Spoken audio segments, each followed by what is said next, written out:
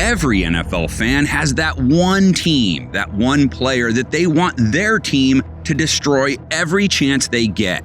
There is nothing like an NFL rivalry, and they come to fruition in a variety of ways. Some were born from proximity. Don't live in Cleveland! You live in Cincinnati! Others from a history of excelling during the same era. We haven't lost down here in 6 years, and we're not starting tonight. And many due to the divisions they are placed in and battle for. We have a fight right off the bat. This is always an intense rivalry between these two clubs. It's time to understand why teams have so much beef between each other, the key moments on the rivalry timeline. It's NFL Explained, evolution of rivalries and the divisions that help create many of them.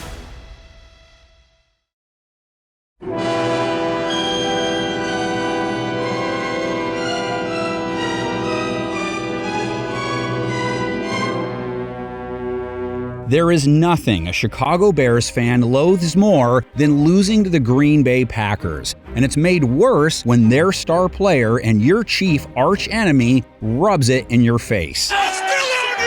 In the 100-plus years of the NFL, no two teams have played each other more than the Chicago Bears and the Green Bay Packers have, and thus it's considered the most storied rivalry in the league's history. Programs here, the NFL's oldest rivalry, Packers and Bears. There have been countless hallmark moments under the Bears-Packers umbrella. The Green Bay Packers are going to ride to the Super Bowl on that. All fans have that amazing game between their favorite and their favorite foe. Diving for the pylon, touchdown!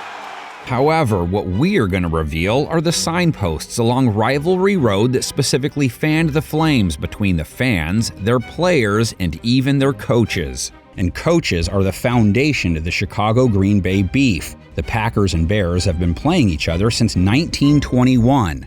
This is our first look at the divisional aspect of this story. The league was known as the APFA at the time. The Bears had been in the league from the start, starting out as the Decatur Staleys, then Chicago Staleys, then eventually the Chicago Bears. Green Bay was one of 10 new teams to join the league in its sophomore season. All 21 teams lumped together, divisions had yet to be formed. It is the oldest and most storied rivalry in sports. There is no other rivalry. There's no pro football if you don't have the Packers and the Bears. The Bears won the first ever meeting between the two, and it came complete with an alleged cheap shot thrown by Chicago's John Tarzan Taylor, Green Bay's Howard Buck, the recipient. But the real roots of their rivalry grew forth from the original founders, the Packers, Curly Lambeau, the Bears, George Halas. Both were player coaches as well in those early years, so they were literally hitting each other on the field, making it even easier for those two men to take it personally in every way. Not a shock then that in 1924 the league saw its first player ejections happen in a Bears-Packers game. If you aren't playing serious, boy, you're going to get belted someplace along the line. You know what I mean? Someone's going to really let you have it. The two teams both began a simultaneous stretch of dominance. From 1929 to 1944, the Bears or Packers either won the NFL championship or were in the title game except for the 1935 season. And in 1941, they met in the playoffs for the very first time. The Bears won 33-14. With geography providing extra fuel to the fire, the rivalry's foundation was set. Halas would exchange one rival head coach for another when Vince Lombardi came along, his arrival only elevating tensions. 5 minutes before the game, here comes a knock on the door, and it's Papa Bear. He says, I'd like to speak to Coach Lombardi. It's very urgent. He said, Vince, I just want you to know you better have your team ready because we're going to kick your ass. There was the birth of the Fridge Game, 1985. Bears head coach Mike Ditka waits till he faces the Packers with the lead to unleash the beast. Perry is in the offensive backfield. They're getting the football to Perry. Touchdown. William Perry spikes the football. And this crowd loves it. Pack wasn't too fond of that move. When the Bears show up in Green Bay a few weeks later, they find horse manure in their locker room. They open my locker and there's a big bag of horse manure in there, and nice walking into the locker room that early in the morning and smelling that. you know what the hell. And I showed the team, And it stunk up the whole locker room. and I said, "This is what they think of us." And we went out and kicked their ass again. Mark Lee and Ken Stills end up getting kicked out of that game for taking illegal shots. Michael, let's listen. Personal foul, 22 defense. Player is disqualified. Oh. Wow. Jim McMahon gives Green Bay head coach Forrest Gregg the finger after throwing a TD pass to Perry. McMahon fakes the hand. Open. Fires the right side. The Bears would go on to win the Super Bowl that year, too. So in 1986, Green Bay's Charles Martin comes out to face the Bears with a towel, some numbers written on it in black for everyone to see. It was a hit list. He ends up slamming McMahon to the ground in one of the dirtiest hits in league history, and it caused him to miss the rest of the year. Chicago was unable to defend its Super Bowl title. Another critical situation here. This game is going to get out of hand if the referees don't take a firm charge, because the Bears are very mad about that. 1989, the instant replay asterisk game. Green Bay's Don Majkowski throws a late TD pass that ends up in the hands of the replay official. He ruled it a TD. Packers won. Ditka was so upset over the call, he had an asterisk added to the score in their media guide the following season. Throws, touchdown! Sterling Sharp. Majkowski was over the line of scrimmage when he let it go. They're reviewing the tape right now, and you can take a look yourself. The line of scrimmage was the 14-yard line. Packers and Bears fans have only faced each other in the playoffs twice. 2010 conference championship game, Green Bay beats Chicago 21-14. Jay Cutler got hurt, Caleb Haney came in. Cheeseheads celebrated a trip to the Super Bowl at the hands of the team they love to hate. Intercepted by Shields. It is Green Bay all the way to Super Bowl 45. In 2013, Shea McClellan breaks Aaron Rodgers' collarbone on this sack. And down he goes. Shea McClellan brings him down. He stayed down there for a second at the back end of the play. It's one of the few times Rodgers has been stopped by the Bears, which led to his ownership statement in 2021. He's got Cobb to the 10 to the 5. Yes! Touchdown! Oh my goodness! The Detroit Lions joined the NFL in 1930 as the Port Smith Spartans. Still one division, 11 teams, and the first year the Lions, Bears, and Packers were all together.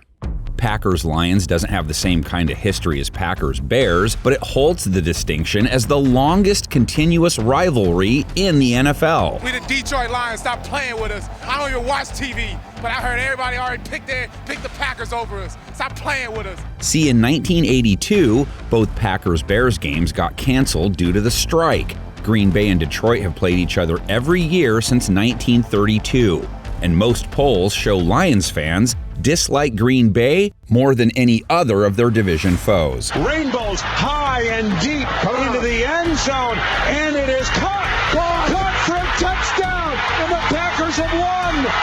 Unbelievable. Detroit and Green Bay have faced twice in the playoffs. Packers beat the Lions back in the wild card round of the 93 and 94 seasons.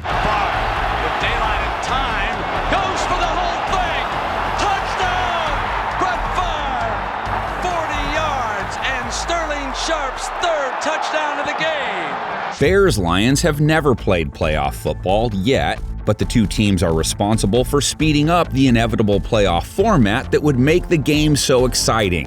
1932, Detroit and Chicago finished the year tied. The champion at the time crowned based on winning percentage at the end of the regular season.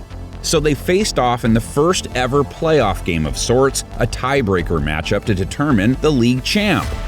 Bears won the game, but not without some controversy. The game was tied 0-0 into the fourth quarter. On the fourth down, Nagurski took a handoff and charged toward the line of scrimmage and pulled up and threw a jump pass into the end zone to Red Grange for a touchdown.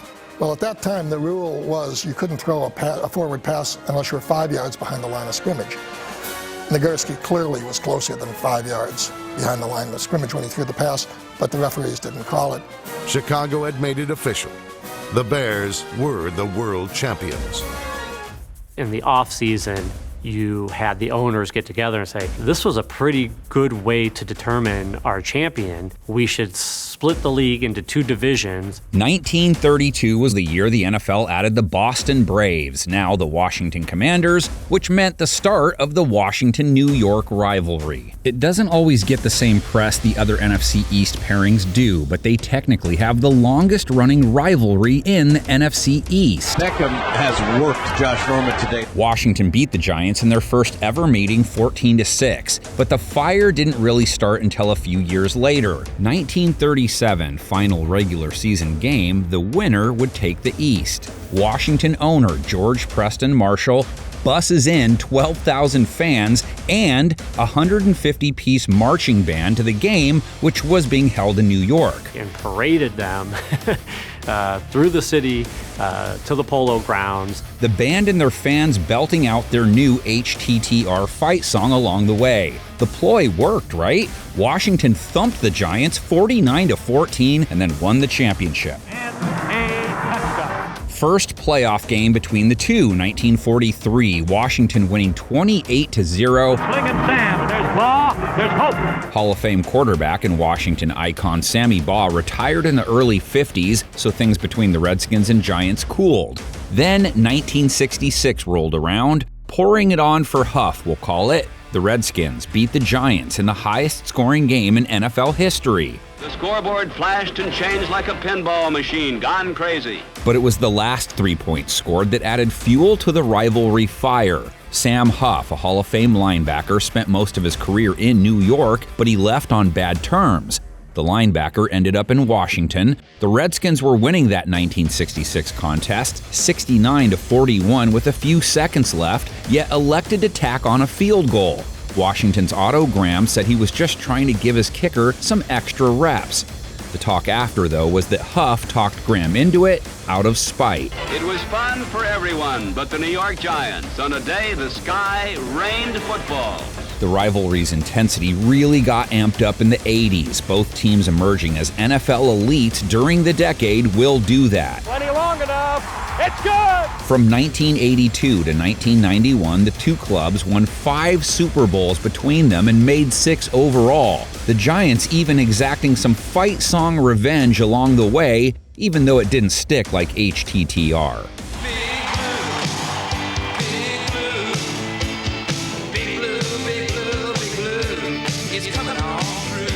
1985 was the year of what is known as the Joe Theismann game. Washington fans believing they could have added to their Super Bowl total had Theismann been able to avoid one of the most infamous sacks in NFL history. I don't believe Lawrence Taylor would have reacted that way unless Theismann is really hurt. Washington replaced Theismann with Jay Schrader, and he guided them back to the 1986 NFC Conference Championship game, where the Giants were waiting.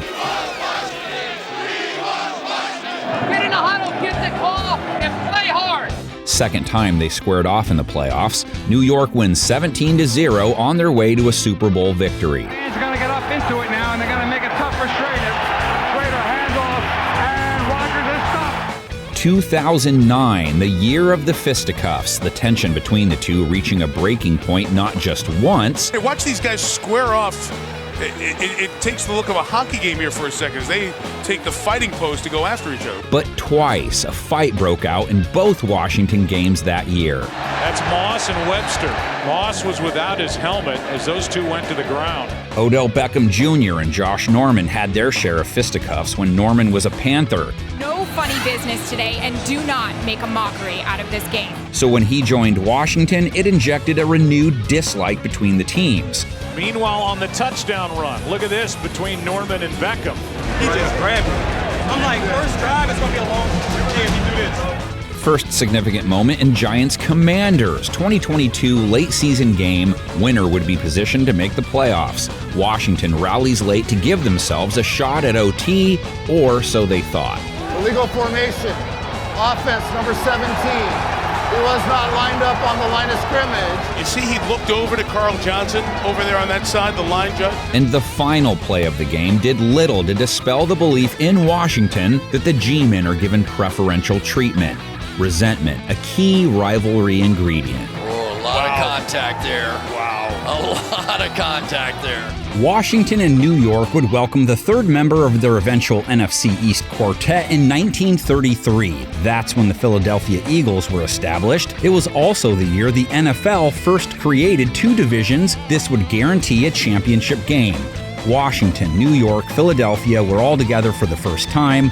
All three teams together in the East. Detroit, Chicago, and Green Bay were kept together in the West. And look at that, the Eagles and Steelers starting out as division rivals, and they stayed that way for decades. Philadelphia and Pittsburgh even met in the playoffs in 1947, the Eagles shutting out the Steelers 21-0. Eagles and Steelers fans have never really detested each other despite both repping Pennsylvania. The more significant rivalry born that year? New York, Philadelphia, the Turnpike Tussle. Everybody want to see nobody else in the NFL play except the Eagles and the Giants. I ain't never seen a city or a team so full of hoes. Roughly 90 miles apart on the map. These teams hate each other. The fans hate each other. Giants-Eagles games, the epitome of East Coast rivalries. I hate them dudes. I hate McNabb. I hate Runyon. I hate all of them. You know there's going to be a rumble. No, that's right. The first matchup between the two, held at the Polo Grounds, was also the first ever regular season game played by the Eagles, and it showed. 56-0? Rough way for a rivalry to get out of the gates. Rough, the best way to describe the play when these two meet. This light game day that you had for the Giants and they had for us was a beautiful thing. I loved it. You loving it? You loving it? And no play was as rough as the hit, the play that sparked it all between these two, Philadelphia's Chuck Bednarik, New York's Frank Gifford. If you're not familiar with the play, it's one of the most iconic in NFL history. Oh, you're the guy that ran into Frank Gifford. That's right, so... 1960, first place on the line, waning moments of the game. Shaw sends the ball flying in the second quarter with a completion of Frank Gifford. Concrete Charlie hit Gifford so hard, the concussion not only kept him out of the game, it knocked him out for the rest of that season and the one that followed. And I said these exact words, this effing game is over. How fans have labeled games and plays between these two teams has kept the contempt alive and well. There are some tempers flaring down there on the field, and it is a very frustrated band of Eagles. 1978, Giants up late. All they had to do was take a knee, but they ran it instead and coughed up the ball. I don't believe it! The Eagles pick it up and Herman Edwards runs it in for a touchdown! Philly loyalists forever labeled it the miracle at the Meadowlands. Big Blue faithful call it the fumble. Can you walk us through that play? No, I have no interest in walking you through that play. I can think of a lot of other miracles that surpass that. Why they were trying to run a handoff, I don't know. 1981, the very first playoff game between the two teams.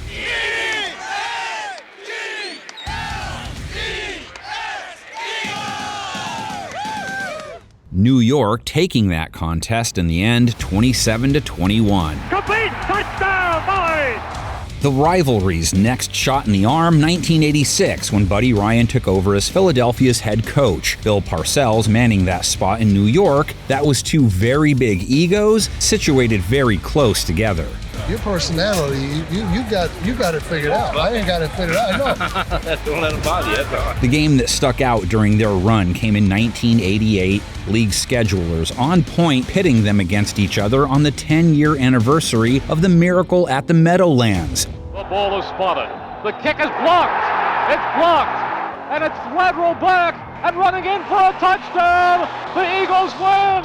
The miracle of the Meadowlands 10 years later. The two wouldn't meet again in the playoffs until 2000. The Giants' Ron Dixon running back the opening kickoff 97 yards for a TD en route to a 20-10 New York victory. What a way to start a playoff game. 7-0 Giants. 2006, Philadelphia won 23-20 in the NFC wild card. David Akers with a 38-yard field goal with no time left. Puts it up and Akers drills it. The Eagles have defeated the Giants. But then came the 2008 divisional round clash between the two, the McNabb phone incident. To play against them in the playoffs, where really all the chips are in, it's more than a rival. You gotta love it. Playoff football here in Giant Stadium. Eagles won 23-11, and with the game in hand, quarterback Donovan McNabb scrambles out of bounds on the Giants sideline.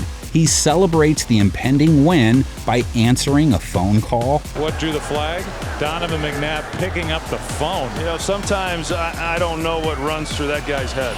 You know, I was like, hello, hello, hello, and then I hung up. The next chapter in their story, yet another miracle Giants fans would like to forget. Deshaun Jackson has not returned one for a touchdown this year. They call this play the punt. Eagles fans refer to it as the miracle at the Meadowlands 2. Gets a block! Are you kidding? Unbelievable! The latest stick-it-to-ya piece of the Giants-Eagles puzzle, Week 17, 2020. It didn't even involve them playing each other. Last games of the year, Giants had won their final game. Good enough to win this game and give the Giants and their fans hope. They just needed the Eagles to beat Washington. It looked like they would pull that off too, but then as the fourth quarter began, Eagles head coach Doug Peterson pulls his starting quarterback. New York, they're saying, why are you experimenting on our time? Peterson was telling us yesterday, hey, I want to get him into the game. And I said, if the game is really close, would you get him in at the end of the game? And we really didn't get an answer. But here's your answer. My. The rivalries will grow in the NFC East. Did past history have anything to do with Peterson's decision? Peterson was an Eagles QB, and he was involved in one of the most famous Eagles-Giants plays in 1999. His pass deflected and returned for the game-winning score by Michael Strahan in overtime. 2022 saw the green and blue go at it in the divisional round. Jalen Hurts and company dominated the G-men 38-7. Philadelphia, Washington may not command the same attention as Eagles, Giants, or any of the three in Dallas, but it has all the necessary components of a storied rivalry. Here we have a fight right off the bat. This is always an intense rivalry between these two clubs. First contest between the two, 1934, a 6-0 win for Washington at Fenway Park. The Redskins would go 15-2-1 in the first 18 games of the series. Played them twice a year. You knew a beating was about to come. Philadelphia wants players to just rip the other team apart. Due to Washington's early dominance, it took a while for things to get really heated between the two teams. Then came the 1960s and Sonny's revenge game. 1964, Philadelphia decides to trade quarterback Sonny Jurgensen, who went on to make the Hall of Fame, to Washington of all teams. Now it was personal. First time Sonny faced off against his old squad, 385 yards, 5 touchdowns. Sonny Jurgensen throws his 5th touchdown pass of the game. Jurgensen wins the battle of the quarterbacks, and Washington wins the war 35-20. The Eagles' move to the Vet would escalate things further. Few stadiums had a more notorious reputation. These guys are crazy, man. They want to fight all the time. But I love it. In 1983, Washington superfan Zema Williams, known as Chief Z, shows up to watch his beloved club defeat the Eagles by 10 points. They have their hands full, and the Redskins have one another. Williams, of course, let Eagles fans hear it after the game, and he gets attacked, and he was wheelchair-bound for a year. Buddy Ryan arrives, and with him, the body bag game. 1990, Ryan tells reporters ahead of the game the Eagles would lay a beating on Washington so bad they'd have to be carted off in body bags. Philadelphia wins and knocks out 9 Washington players in the process. It was like a war zone that night. I couldn't believe what I was seeing. Stanley got hurt. Briggs went out. Lusky went out. Humphreys is gone. It's a mess right now. There is a sequel to this story. The two would meet in the playoffs that same year. Call it Body Bag Payback. Washington and Philadelphia met in the playoffs weeks later, the only time the two have ever faced in the postseason. HTTR faithful were beside themselves as their squad would exact the ultimate revenge. In Washington, it was the motivational tool for the playoffs. And when it mattered, they crushed us. So much for body bags. Making it even sweeter, that loss led to Ryan getting kicked out of Philadelphia. He was fired soon after. When that game was over, that was the last game that Buddy Ryan coached as an Eagles head coach. Fast forward to the next season, Ryan might have been gone, but Eagles players' distaste for Washington's players was not. Boy, he broke his face mask. Now, if there's ever reason to have a penalty, look at that face mask. 2010 now, the rivalry continued to evolve when the Eagles sent another starting quarterback to Washington. Donovan McNabb returned to Philadelphia and beat the Eagles even if he didn't play great. This is Cooley. Touchdown Washington, and a perfect throw from McNabb. The Eagles got their revenge, though, weeks later, destroying McNabb 59-28 in what is known as the Monday Night Massacre. The Eagles have now gained more yards offensively than they have ever done in their history. Traded players have played a central role in the rivalry. Deshaun Jackson exchanged a green jersey for a red one. He stoked the fire in his return to the city of brotherly love after breaking free for one of his signature touchdowns, and then proceeded to celebrate using a signature Philly celebration. And then that Eagle-type celebration, kicking it away as Deshaun Jackson, who was let go, comes back to haunt him. With tensions high, Nick Foles throws an interception and then gets blown up by Chris Baker. And a fight breaks out. No, this is as close to being out of hand as anything I've seen this year. And number 92 has been disqualified from the game. And number 71 is disqualified. Foles came back in that game, though, and led Philly to a crazy 37-34 win. He's firing for the end zone. Good! Touchdown! What a great pass by Nick Foles. 1937, Cleveland Rams joined the league and were placed in the West with the Chicago Cardinals, meaning you had two current NFC West teams, both together for the first time, both playing in the Midwest. Both have made their home in St. Louis, just not at the same time. The 70s saw the feud start getting nasty. I mean, is there any question on who's going to win? Would I be dressed like this if there was a doubt in my mind as to who was going to win? Conrad Dobler and Merlin Olsen, the faces of that rivalry. Dobler was one of the meanest, some say dirtiest, offensive linemen in the game. Olsen was one of the greatest D linemen to ever play and known as one of the game's great gentlemen. Actually, we've managed to maintain a very solid relationship and friendship on and off the field. LA and St. Louis faced in the 1975 divisional round, the Rams winning 35-23.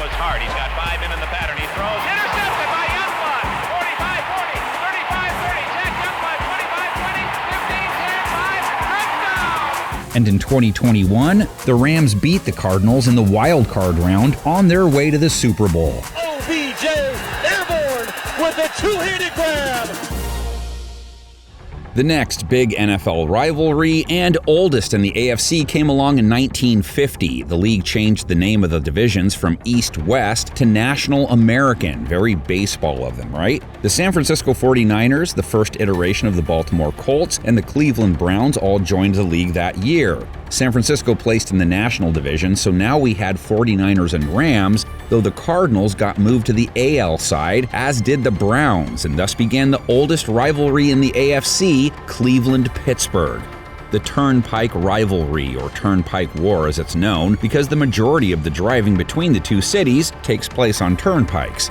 First meeting between the two, a Browns 30-17 victory. Graham back to pass and slings one out in the left flat to Marion Motley. And the hulking fullback hits with the force of a steam engine as he knocks over the Steelers like 10 pins on a bowling alley. Cleveland dominated the Steelers in the early going. They won the first 8 meetings between the two. Pittsburgh finally got in the win column in 1954. Interceptions were a big factor, and here is one that was turned into a touchdown. Russ Kraft stole a Graham pass and raced 84 yards.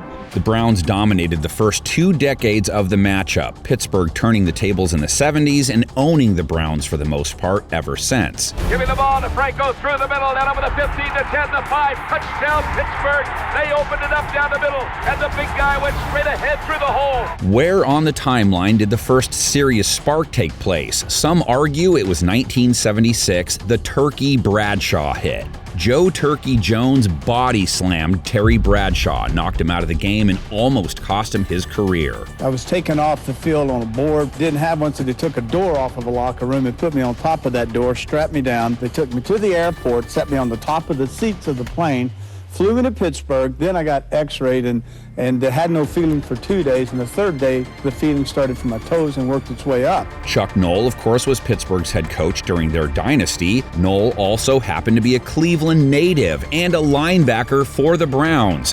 Bill Cowher, also a Super Bowl winning head coach for the Steelers, also played linebacker for Cleveland. I think my important thing for me to go out there and do now is just play good, solid, fundamental football and be consistent. And I think that I'm capable of doing that, and I'm just looking forward to giving it my best shot. Even though the Browns have struggled against the Steelers in recent decades, they are responsible for the biggest Steelers beatdown in franchise history. 1989, they walloped them 51-0. I couldn't believe it. I thought it was a nightmare or something. I had to pinch myself to really find out if this thing was really real. The scoreboard with that score just, it was just a disaster. It was a terrible feeling. The first playoff battle between the pair, 1994 divisional round, Pittsburgh dominated 29-9. The Cleveland Browns season has ended. The Pittsburgh Steelers move on.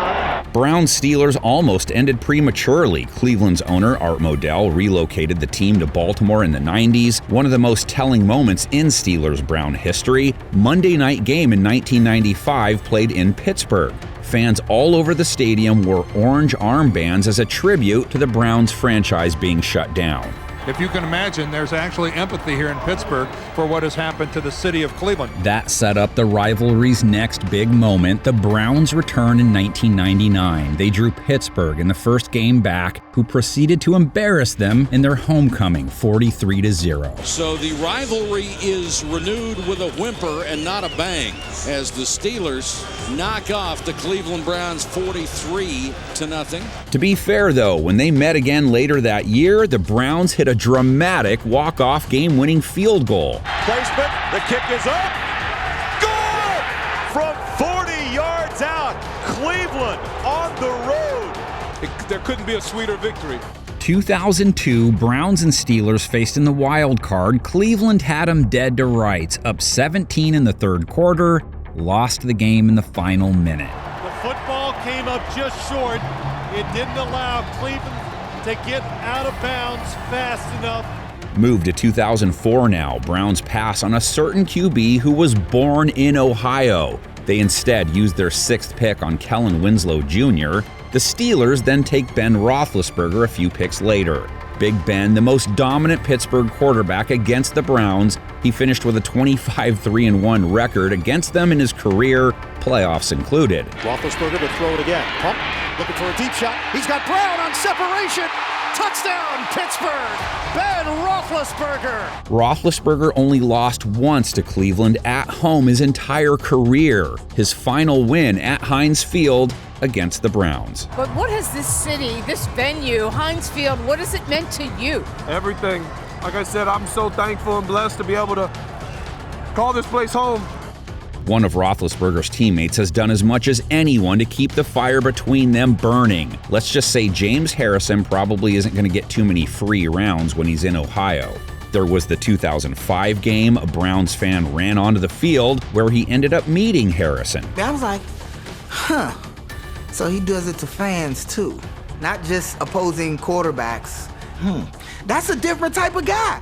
Harrison was big on hitting Browns players too. 2010, he knocks 2 different players out of the game, not flagged for either hit, but eventually he was fined. Oh my goodness. Harrison again laying the wood. Harrison claims his head coach Mike Tomlin handed him an envelope after the game. Contents never disclosed.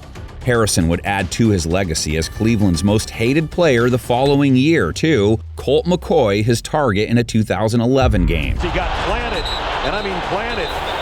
And he's down, and there's flags down as well. Nothing, though, tops the 2019 Myles Garrett-Mason Rudolph game when it comes to brutality and stirring the pot between the two teams and its players and its fans.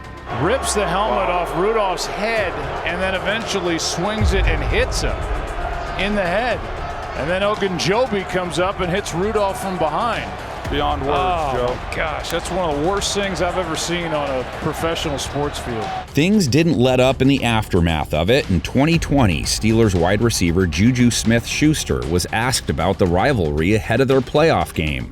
Yes, they have a couple good players on their team, but at the end of the day, like, the Browns is the Browns. The Browns is the Browns, and the wink, that was the exact type of bulletin board material Cleveland needed. They exacted the best kind of revenge they could have hoped for. In Cleveland, I literally cannot imagine. They're probably in the streets, they're probably on top of their cars, they're probably honking horn. This is a moment for the Cleveland Browns. Vivian's a woman!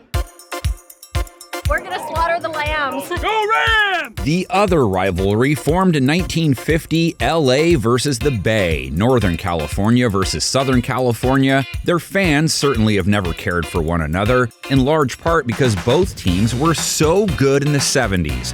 From 70 to 79, one of the two won their division every year. In Week 11, the Rams journeyed to San Francisco for what promised to be the NFC Western Title Showdown.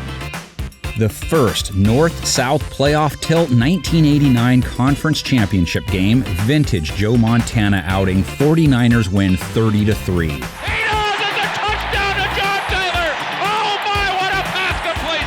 The San Francisco 49ers are going to their second consecutive Super Bowl. LA-San Francisco has turned into one of the nastier modern rivalries. 2021, huge matchup at the end of the year with a ton on the line for both squads. The game was at SoFi in Los Angeles, or SoFi North in this case. Watch Stafford go deep and picked off.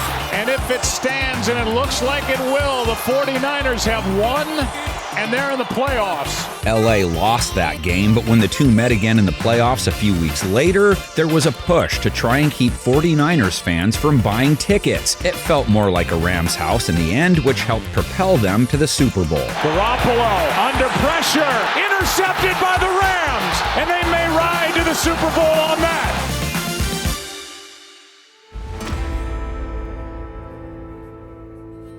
Three years after swapping National and American for East-West, the league changed the names back in 1953. Didn't move any teams though the New York Yanks were no longer a franchise. And then 1960 rolled around, a major plot point not just in league history, but in rivalry history. The Dallas Cowboys hit the scene, at first placed in the West Division, but 1 year later the Minnesota Vikings were added. Being Dallas was the geographical odd man out, it made sense for Minnesota to join the likes of Chicago, Green Bay, and Detroit. Owners from the East were allowed to vote since they had one fewer team in their division. Do you want Minnesota or Dallas? Minnesota was placed in the West, the Cowboys moving to the East. I'm Roger Staubach in Dallas. I'm going to try to complete a 1,500-mile pass to Drew Pearson in New York. Geographically, having Dallas in the East was a little confusing, but it created one of the best overall division rivalry histories in the game. Dallas Cowboys, they're the worst team. I hate them. Why? They call them America's team. Right. Woo, America's team where? The star not just on Dallas's helmets, but eventually on their backs as they evolved into America's team. They call this America's team. I know one state they don't own. They don't own Carolina. Their own fan base would grow into the biggest in the NFL. America's team is number one. So would the number of fans who loathed them. The Cowboys can claim more teams as rivals than any other. Clearly, though, the most passionate anti-Dallas pockets are found in Washington, D.C., Philadelphia, We want Dallas. Dallas, we hate you. and New York. Oh, here we go. That was a full-on punch. Dallas's rivalry with the Giants started the second the Cowboys began play as they poached New York's defensive coordinator.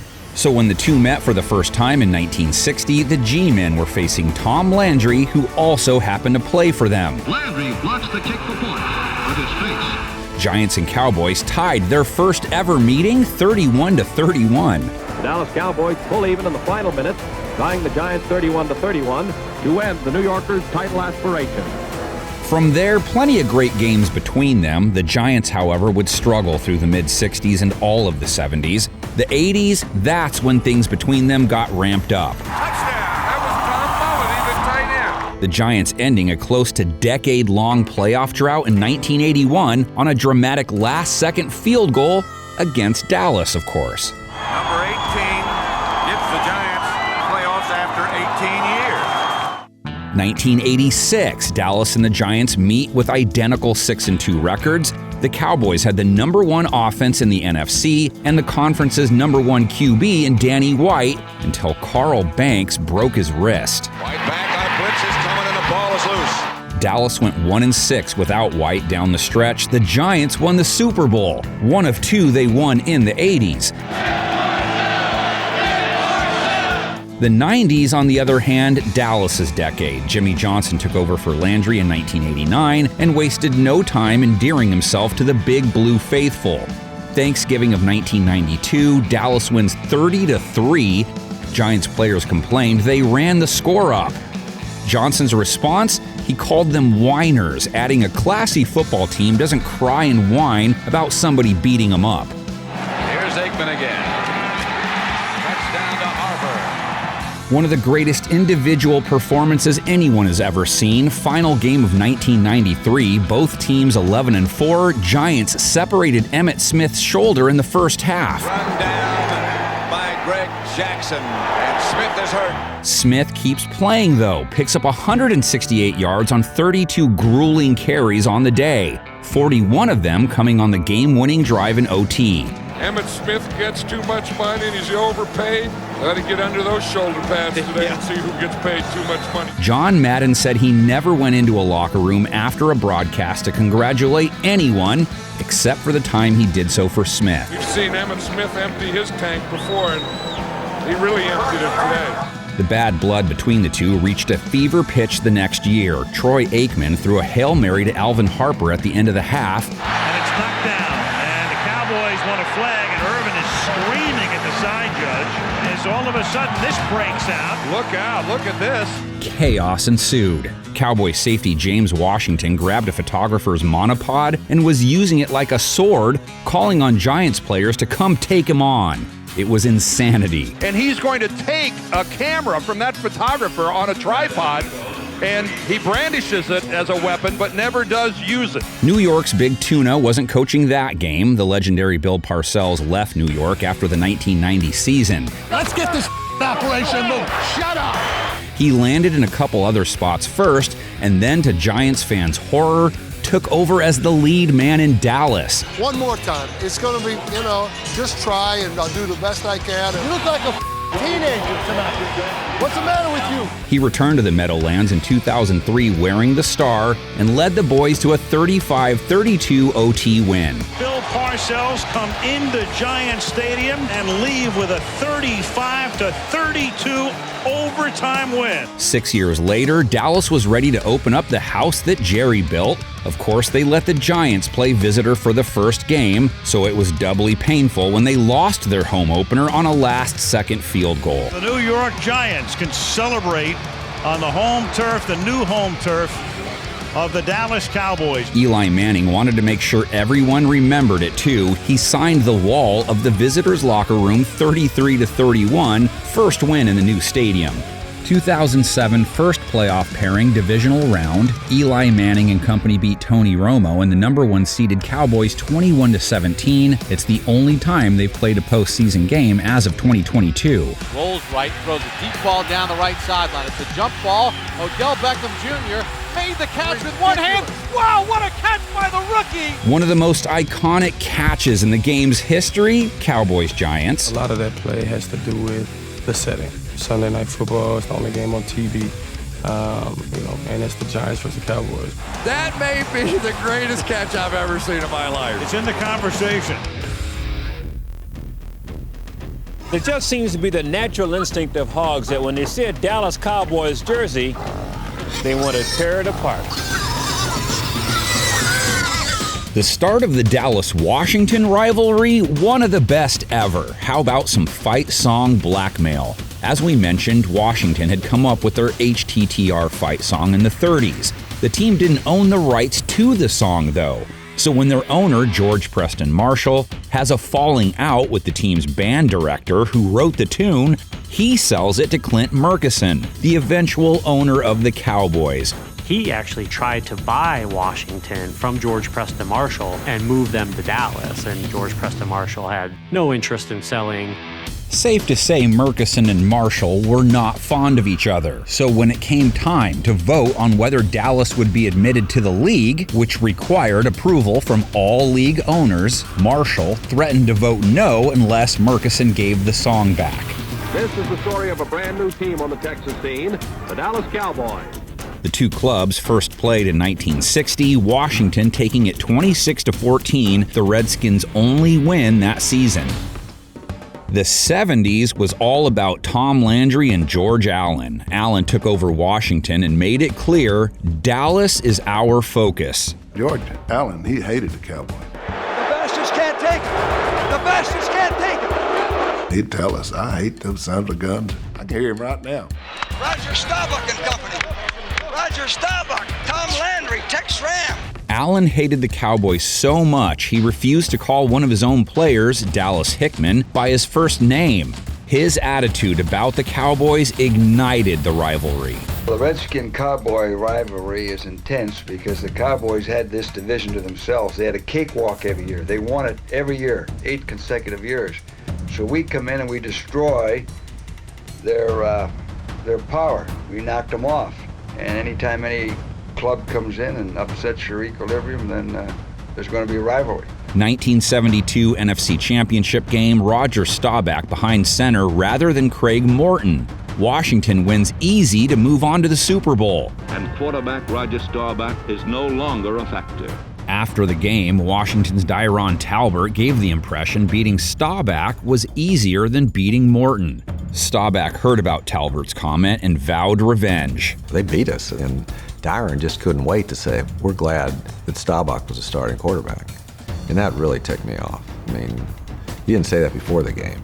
So the rest of my career, you will not see a loss that was critical against the Redskins. There was the Harvey Martin funeral game in 1979. The division and home field advantage were on the line in the final game of the season. Ahead of it, Dallas's defensive star got a funeral wreath sent to him, allegedly by Washington. He kept it in his locker room all week as motivation.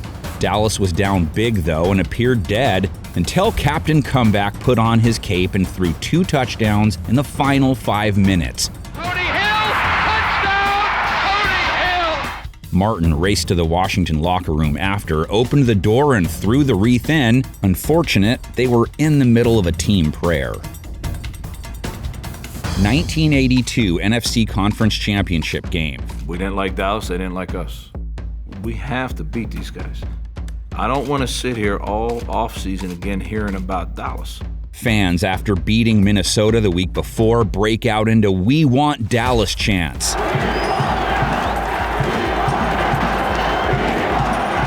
It's what most guys think the Super Bowl experience will be like, but the Super Bowl pales in comparison to this. Dexter Manley blew up Danny White, knocking him out of the game. Washington won and went on to win the Super Bowl. Fast forward to 1985. Season opener Joe Theismann and his boys show up to face Dallas on Monday Night Football and on Theismann's birthday.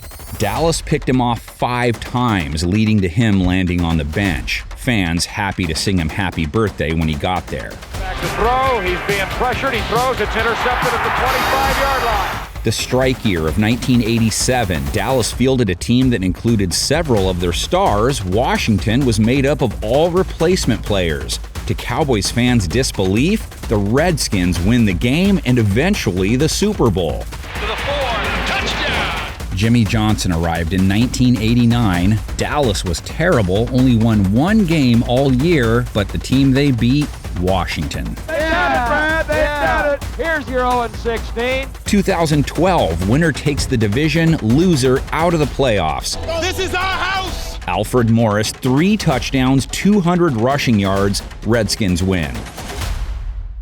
While Dallas and Washington started off on a sour note, Dallas-Philadelphia took some time to develop. Welcome to the Eagle-Mobile. We have a room in there that's a shrine to the Dallas Cowboys. It's a place where all Eagles fans can come and express their true feelings about Dallas.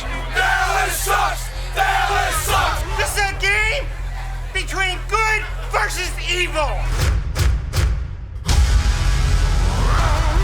They first played in 1960 as well, the Eagles winning the opening stanza 27-25 on the way to what turned out to be an NFL championship for them. The Eagles strike again when they get the ball. Billy Ray Barnes turns the left side for a 23-yard touchdown. But from 1967 to 1980, Philly only won 5 games against Dallas in 28 tries. After 2 weeks, the Dallas Cowboys had scored 91 points. The turning point, the blue jersey game, aka the 1980 NFC Championship game. The Eagles purposely chose to wear white at home, which wasn't normal for them, forcing the Cowboys to wear blue, which was viewed as bad luck in Dallas. And the Cowboys in that blue attire that there has been so much controversy about. Fumbles, and the Eagles have the football. Turned out to be true in that game. Philadelphia won and went on to the Super Bowl. The NFC Championship belongs to the folks in green and white. Now let's add some Buddy Ryan to the mix. This is where the evolution of the rivalry really gets nasty. 87 strike year rolls along. Dallas pummels the Eagles 41-22 early in the season when replacements were still in play. They toss it right to Blunt, run a reverse left to Edwards. He has blockers. Edwards has a first down and more. Except, as we pointed out, many Cowboys regulars had crossed the picket line. 62-yard touchdown reverse. Ryan claimed Tom Landry ran the score up and vowed revenge, so later in the year when the regular players were back, Eagles were up late in the game by 10. Take a few knees and go home, or maybe chuck it deep into the end zone. Then when you get the PI call and the ball at the 1, you run it in. All right. I think we just showed those folks that we told them get the hell out of Dodge. Yeah! We're going to keep their down there for a long time. Remember that. 1989, the Bounty Bowls. The Eagles shut out the Cowboys in Dallas early in the season. After the loss, Johnson accused the Eagles of setting bounties on Troy Aikman and kicker Luis Zendejas, who had been cut by the Eagles. See what he's going to do. That's what they're doing. That punch right there on Gogan. That had to be it. I watched Gogan come back, man. Those both hands are pumping up. I mean, having bounties on opposing players is not the way it's supposed to be done. Oh, I would have said something to Buddy, but he wouldn't stand on the field long enough. He put his big fat rear end into the dressing room. Johnson, the coach, is making all kinds of excuses for not preparing his team well to play it. He also, I don't have any respect for him because he got my college on probation. And I'm sure those players, those veteran players he has on that team, don't believe all that high school Charlie stuff he's spreading. The two met up again later in Philadelphia in Bounty Bowl Part 2. Eagles fans more than eager to throw fuel on the fire and snowballs at the Cowboys. The next chapter called for some pork, which was added the next season. Ryan choked on a pork chop at a dinner leading up to their first meeting with Dallas. He had to have the Heimlich performed on him. Former Cowboys president Tex Schramm dubbed the upcoming game as the Pork Chop Bowl. Several Cowboys fans showed up armed and ready, but the Eagles had the last laugh as they won the game 21-20. Calvin Williams. 1992, Cowboys blow out the Randall Cunningham Rich Kotite Eagles 34-10 in the divisional round. They better stop us. Hey, they better worry about us. Cunningham faced the Barry Switzer Cowboys in the 1995 divisional round. It was another easy win for the boys, 30-11. Super Bowl again! Yes! Down with the Eagles! The dynasty years did nothing but amp up the distaste Eagles fans had for the star. So much so that in 1999, Michael Irvin suffered a career-ending injury in a game at the Vet. Irvin makes the catch from Aikman, who stays down. Eagles fans obviously didn't know the extent of the injury. Nonetheless, some cheered as he was being taken off the field. People were not cheering because I was hurt. They were cheering because I had to destroy their ass for years. That's all. There was the return of T.O. Terrell Owens is back at the link wearing the star. Philadelphia faithful afforded the luxury of pouring it on to their former mate.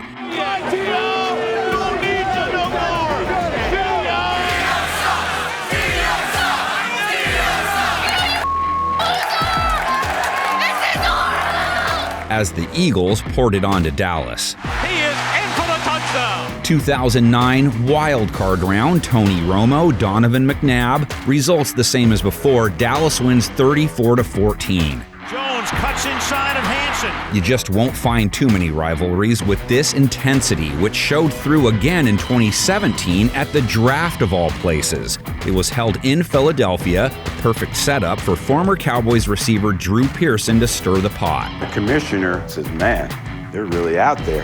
He said, are you ready for this? I said, Commissioner, I'm used to being booed in Philly. And on behalf of the five-time world champion Dallas Cowboys, Hall of Fame owner Jerry Jones, Dean Jones and the Jones family, Coach Jason Garrett, all the Cowboy players that played before me, that played with me, and played after me. That is an all-time great pick announcement. Drew Pearson soaking in the hate. The 2018 draft held in Dallas. You can guess what happens when the Eagles made their selection. I'm representing the Philadelphia Eagles, NFC East champs, divisional champs, NFC champs, and world champs. The world champs. Hey, Dallas, the last time you were in the Super Bowl, these draft picks weren't born. Most recently, it was Eagles head coach Nick Sirianni who got in on the action wearing a Beat Dallas shirt to a press conference leading up to a game against the Cowboys. I'll be wearing this all week. My kids got it. My wife has one, and yeah, we'll be wearing them. The Cowboys' continued success over the years has also created out-of-division rivalries. Cowboys-Packers was sparked in the late 60s. 1966 and 67 saw Green Bay beat Dallas in back-to-back NFL championships. And here in the end zone, under the blazing lights, the Cowboys' desperate title bid expired.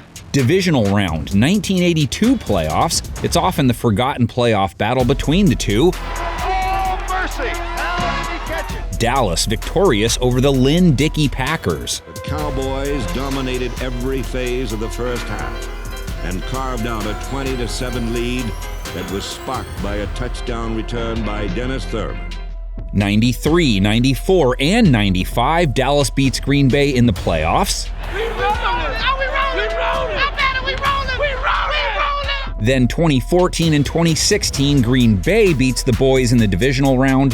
One of those wins, a win that lives in infamy. Review. It has been determined that the receiver did not maintain. Dallas-Pittsburgh. They were both making Super Bowls left and right in the 70s. They opened it up down the middle. He knocked them loose in every direction, and the Steelers go on the board with a TD. Each fan base's dislike of the others stemming from the desire to be the dominant team of that era. Fumble! Ball loose!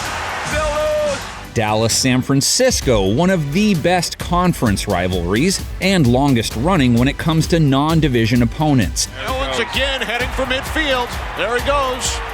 There's going to be a penalty on George T because he's going to clock him.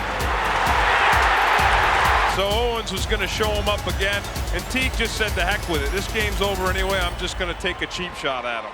They faced 3 straight years in the playoffs in the early 70s, Dallas winning all 3 games. And struck Ron Sellers dead in the hands with the winning touchdown.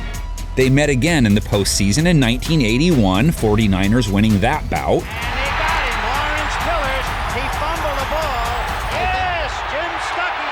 The 90s, another Dallas-San Francisco playoff trilogy, all conference championship games. Dallas took the first 2, won Super Bowls following each. I tell you, that ball is going to be kept by Emmitt Smith. That's going to go in the box. Steve Young and company stopped the Cowboys from a three-peat in 1994 on the way to a Super Bowl title of their own.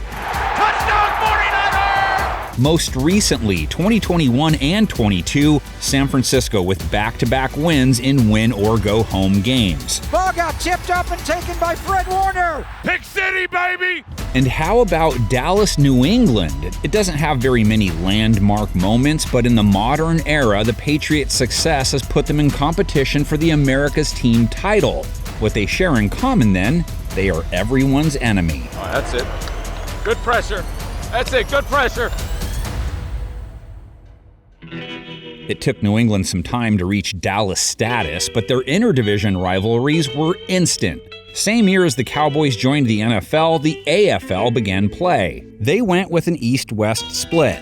They look pretty familiar, don't they? The Broncos, Chiefs, Raiders, and Chargers on one side, the Patriots, Bills, and Titans of New York, soon to be the Jets, on the other.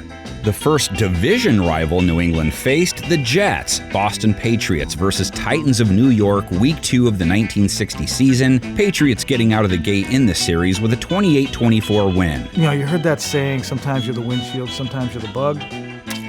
Patriots have been the windshield most of the time. The two teams traded standard wins and losses for most of their AFL years. It wasn't until 1978 that the heat got turned up. Call it the Spygate prequel. New England blows the Jets out 55-21. Jets head coach Walt Michaels said the Patriots knew what was coming all game. He accused the Pats of getting their signals from another team. We'll have ups and downs with a team like we have. We're young. We're about 24 years old. So how did they get New England back? As the story goes, for some, Jets coaches allegedly turned around and gave the Houston Oilers some Patriots codes that theoretically helped them defeat New England in a big game later that season. Brady straight drops the throw, dumps it in the end zone. He's there. Custer, touchdown. Oilers lead it 26-23. The first Patriots-Jets postseason clash, 1985 wildcard game, Tony Eason leading New England past New York on their way to their first Super Bowl. So this only the second Patriot playoff game victory, doing it in the wild card against the New York Jets. Coaches have played a central role in the Jets-Patriots rivalry. Patriots head coach Bill Parcells' contract was set to expire at the conclusion of Super Bowl 31. He wanted more control than owner Robert Kraft was giving him, so after the Super Bowl, he resigned. They want you to cook the dinner. At least they ought to let you shop for some of the groceries. Parcells was New York bound. Kraft accused the Jets of tampering, and because Parcells couldn't coach for New York right away because of his contract, they decided to hire him as a consultant and would have a young coach named Bill Belichick run the team for a year. In the end, New England would receive draft picks from the Jets in exchange for letting Parcells coach. It doesn't take much to stoke the fire when you're talking about New York and Boston anyway. Patriot fans started to hate the Jet fans even more than they did because they were taking the big tuna. Kraft then hired Pete Carroll away from the 49ers. Carroll, previously the head coach of, you guessed it, the Jets. The rivalry had a full set of teeth now. So much of it has nothing to do with the football on the field. It's been the front office, back and forth, personnel, bad blood. Just a few years later, Parcells retires, so the Jets promoted that Belichick guy. Then came one of Belichick's iconic moments. At his introductory press conference a day later, he resigns.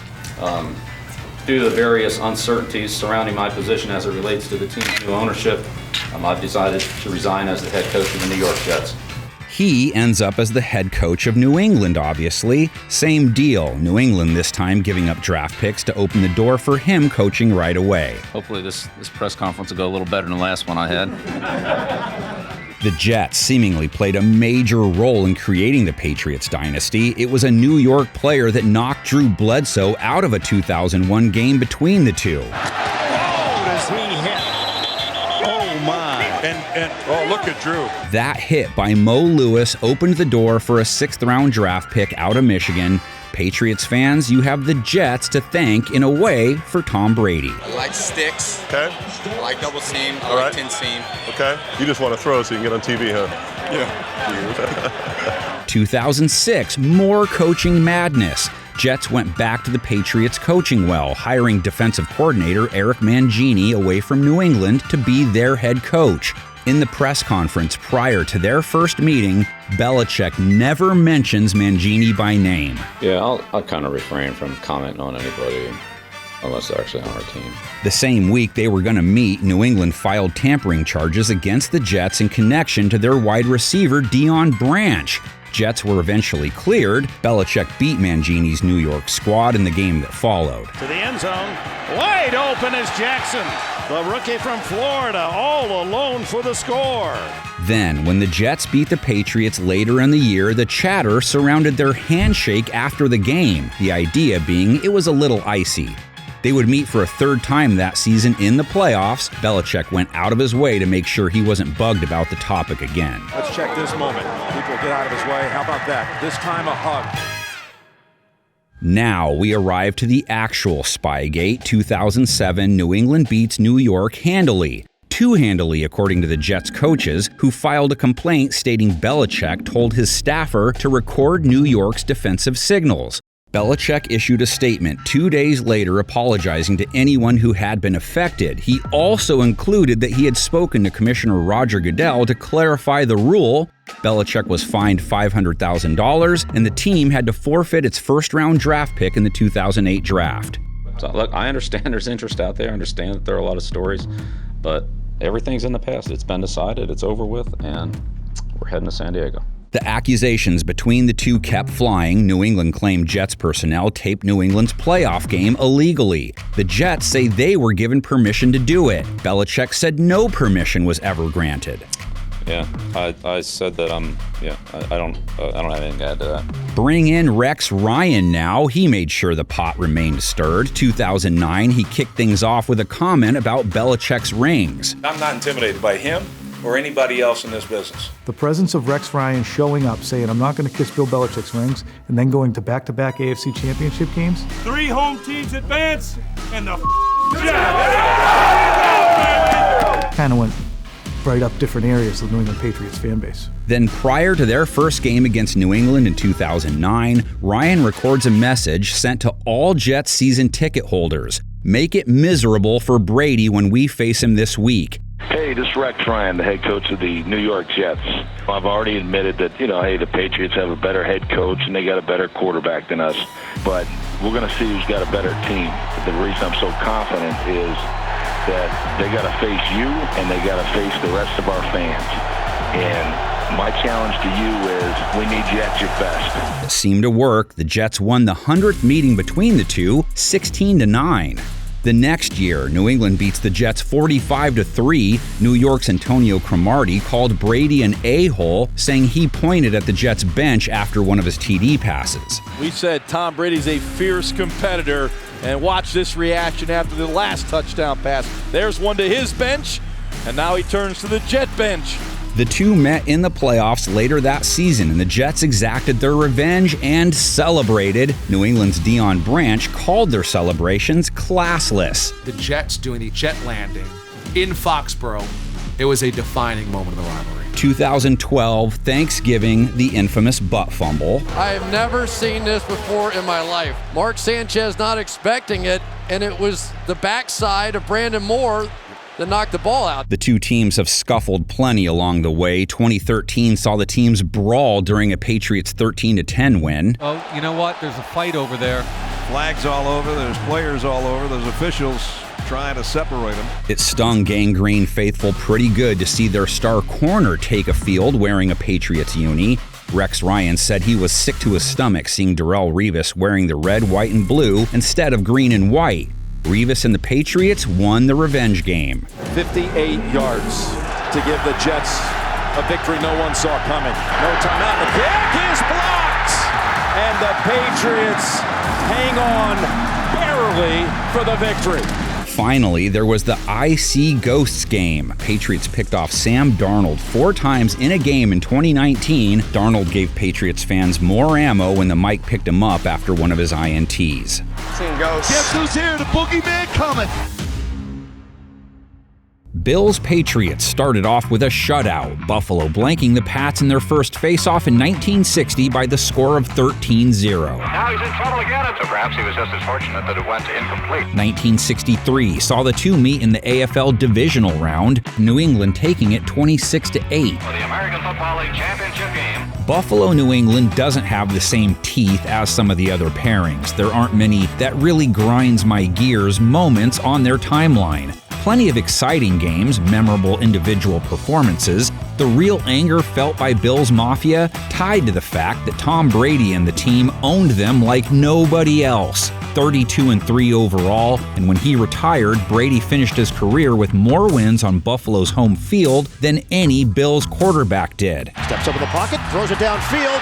Oh, separation, Gronkowski! He's gone! Touchdown, Patriots! Rex Ryan did turn the temperature up a little in 2015, openly talking about Buffalo's fan base hating the Patriots, his players joining in as well. What our fans are going to be like when you have the hated Patriots. I mean, I don't think our fans need any more prompting.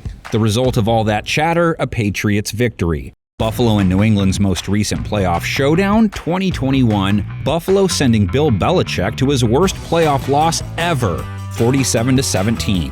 What a performance by the Buffalo Bills and Josh Allen. 5 touchdown passes. Bills-Jets is similar in some ways. They have frequency and history, but maybe not hardcore hatred toward each other. They first met in 1960, an easy New York triumph. They had one of the AFL's best offenses. 1981 wild card round, Joe Ferguson throws 4 interceptions. Richard Todd throws 4 interceptions. Bills win 31-27. Richard Todd looking. He throws it intercepted. And with 2 seconds left, the Bills are going to win it. From there, plenty of back and forth and eventually some wrecks. There's something about that Ryan bloodline in rivalry football, isn't there? He was New York's head man for 6 years, and then he jumped straight to the Bills. So the Jets turned and hired former Bills head coach Chan Gailey to be their offensive coordinator. Ryan brought a couple Jets players with him too, wide receiver Percy Harvin and Ike Enikpali. He's significant because he had just been cut by the Jets for breaking his own quarterback's jaw. Should have never happened. Should have walked away from the situation. It was never my intentions to hurt anybody. So what does Ryan do? He has Enikpali be a team captain for the game against the Jets. Now the rivalry was cooking with gas. And the other big story coming into the week, the coin toss. 75 there in red. Ike Enikpali, the former Jet, who broke the jaw of Geno Smith during a scuffle. As we mentioned, the AFC West didn't have to wait for its 4th member. They all started out playing together in the AFL West in 1960.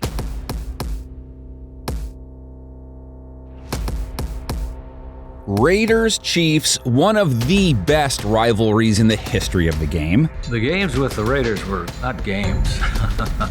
No, games are fun, these were wars. The Chiefs beat the Raiders in round 1 when they were in Dallas playing as the Texans 34-16 back in 1960. This rivalry didn't have geography on its side, but it had animosity galore. The Raiders from Los Angeles, formerly of Oakland, one of the most bitter rivalries in the history of the National Football League. We had guys that hated them. They would openly say, I hate the Raiders. And then if you talk to the Raiders football team, we hate the Kansas City Chiefs. Former Chiefs owner Lamar Hunt and Mr. Just Win Baby played a big role in creating ill will between the fan bases. 1966, the great rivalries continue.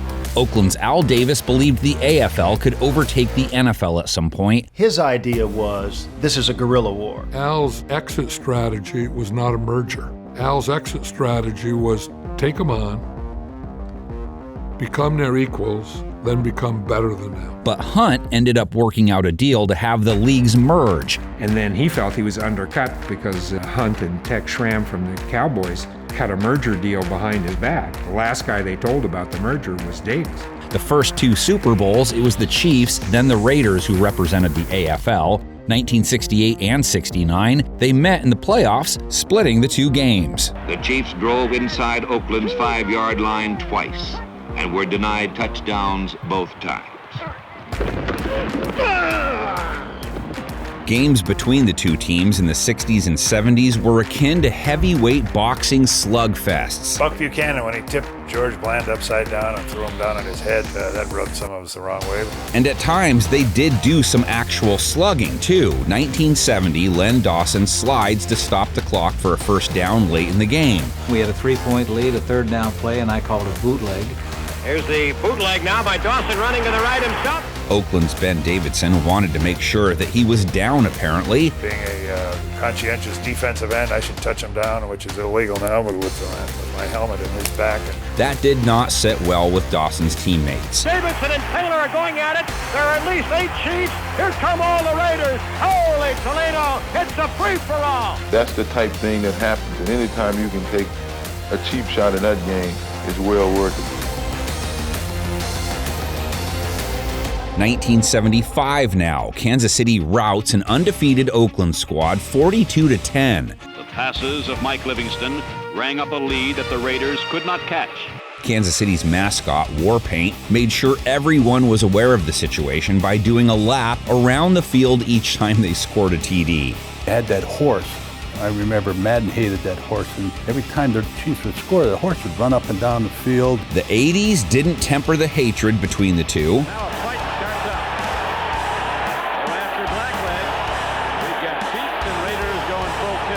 1986, there was that double brawl game. Fights, ejections, suspensions were the theme of the day. Big fight going out to 23. Big fight. Major slugging. Marty Schottenheimer was injected into the fray in the 90s. The former Kansas City head coach would post signs that said Raiders Week all over the facility ahead of games against them. I always referred to it as Raider Week. That's all we ever had to talk about. Raider Week was different than any other week. He said they were disrespectful and arrogant. And I have great respect for Al, but I always felt that he thought that the Raiders were everything. Whatever works, right? Schottenheimer went 18-3 against the Silver and Black, taking a 91 playoff game along the way. Marinovich drops back, sets up, he's hit, he throws, the ball deflects, it's intercepted by Martz at the 50. They're on a roll, baby, and Todd Marinovich has been picked off for the 4th time today. Hall of Fame running back Marcus Allen's turn now. The former Raiders legend feuded with Davis and got cut. Of course, he signed on to play with Kansas City. I don't say much, man. I'm one of the quiet guys. Allen went 9-1 against his old squad.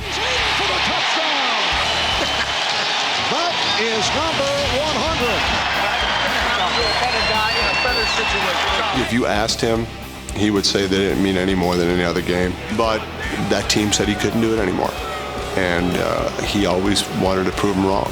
The Raiders' new home in Las Vegas, as the story goes, a construction worker and a Chiefs loyalist buried a Kansas City flag under the stadium's field. The Facebook message that followed, flag buried in dirt, encased in concrete, with stadium built on top of it, Chiefs 1, Raiders 0. Touchdown, Kansas City! Denver and Kansas City fans can agree on one thing. They have a shared enemy when it comes to the Raiders. And Broncos Raiders is at least a PG-13 movie. Denver got the upper hand early, beating Oakland in their first ever meeting 31-14. Oakland, though, dominated the early years of the matchup. The loathing for each other really got in gear in 1972. Al Davis takes over as Raiders owner for the first time. Denver at the time owned by Gerald Phipps. Phipps' granddaughter's quote, "Al Davis and my grandfather hated each other. I mean hated each other." She even said Davis went as far as to send silver and black roses to the funeral of Phipps' wife. Wow. Devious, ruthless, cunning. No, I'll take it. Many fans point to 1977 as the real escalation moment on the field. The Broncos beat the Raiders in the playoffs to make their first Super Bowl. Get down, Denver. Go and do the Super Bowl. We're all going to the Super Bowl. Davis's role in the Denver-Oakland feud wouldn't ever let up. Both teams enjoyed success during the 80s, which made things even more tense between the two, but it was the decade of the 90s that saw the rivalry boil over. We gonna get down Elway's head. 1993 season, Raiders rally from a 30-13 deficit in the final game of the year to win 33-30 in OT. That set up a rematch the week after in the playoffs. Time for the blood to boil. Jeff Hostetler scampers out of bounds. Mayhem ensued. And here come the Raiders after saying somebody made a great hit. Braxton and Tim Brown are really going at it, and somebody's off the sideline in street clothes. Who is that moron in street clothes fighting one of the Broncos? Now one of the officials goes down. The brawl sparked the Raiders. They cruised to a 42-24 victory. I'll be honest with you, I was a little disappointed, to be honest with you. Can't skip over Mike Shanahan. I've been in the NFL for 18 years. That's absolutely the worst call I've ever seen. He was a Broncos assistant. Raiders steal him and make him head coach in 1988.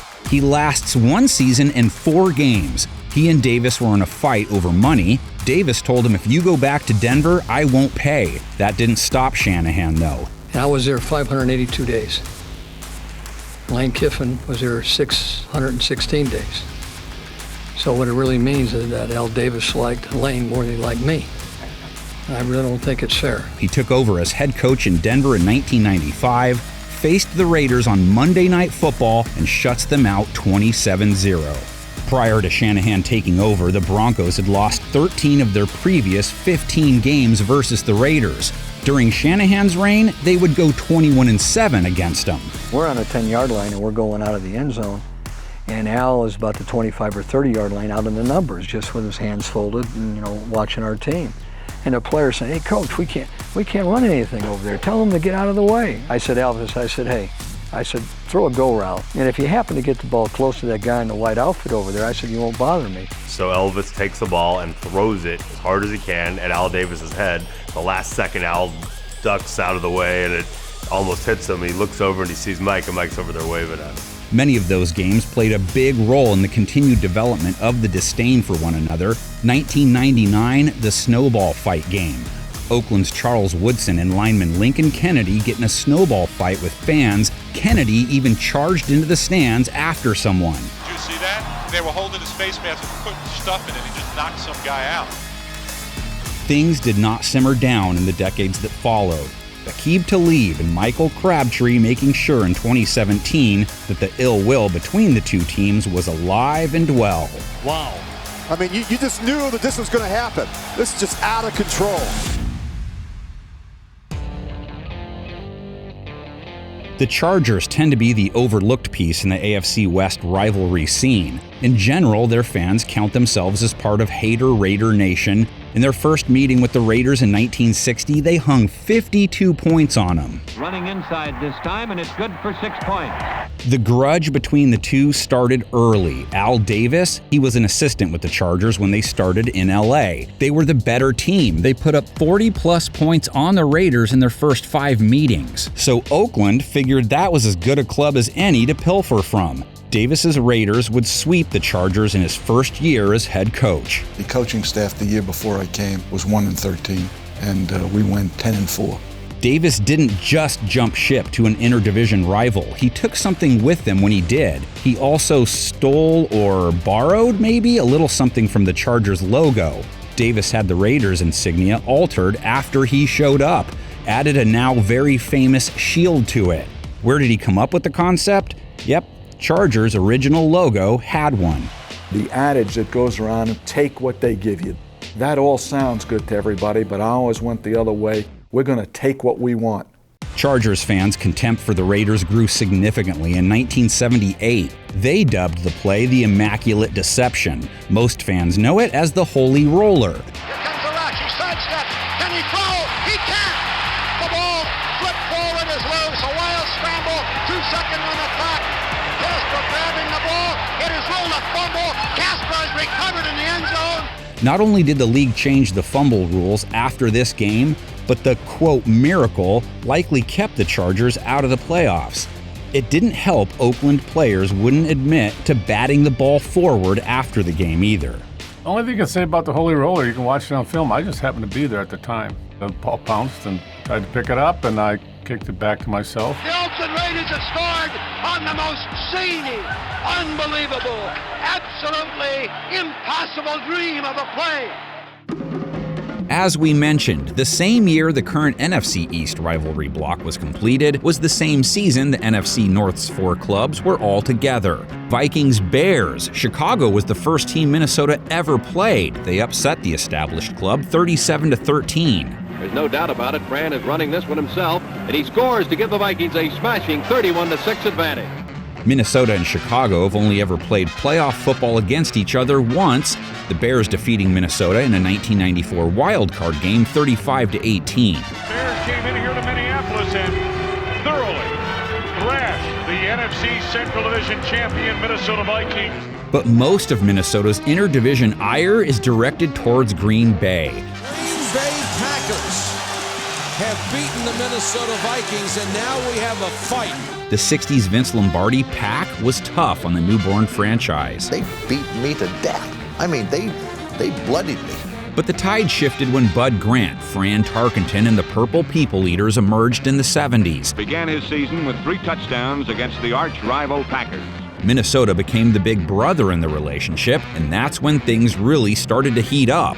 The Vikings got off to a rousing start by beating Green Bay for the 11th time in 13 tries. The rivalry cooled somewhat in the 80s and 90s. 1993 did give fans the Eric Gulliford game. Jim McMahon, Minnesota's quarterback, Vikings at midfield with seconds to play, Green Bay up 13-12. Goes deep, man is wide open.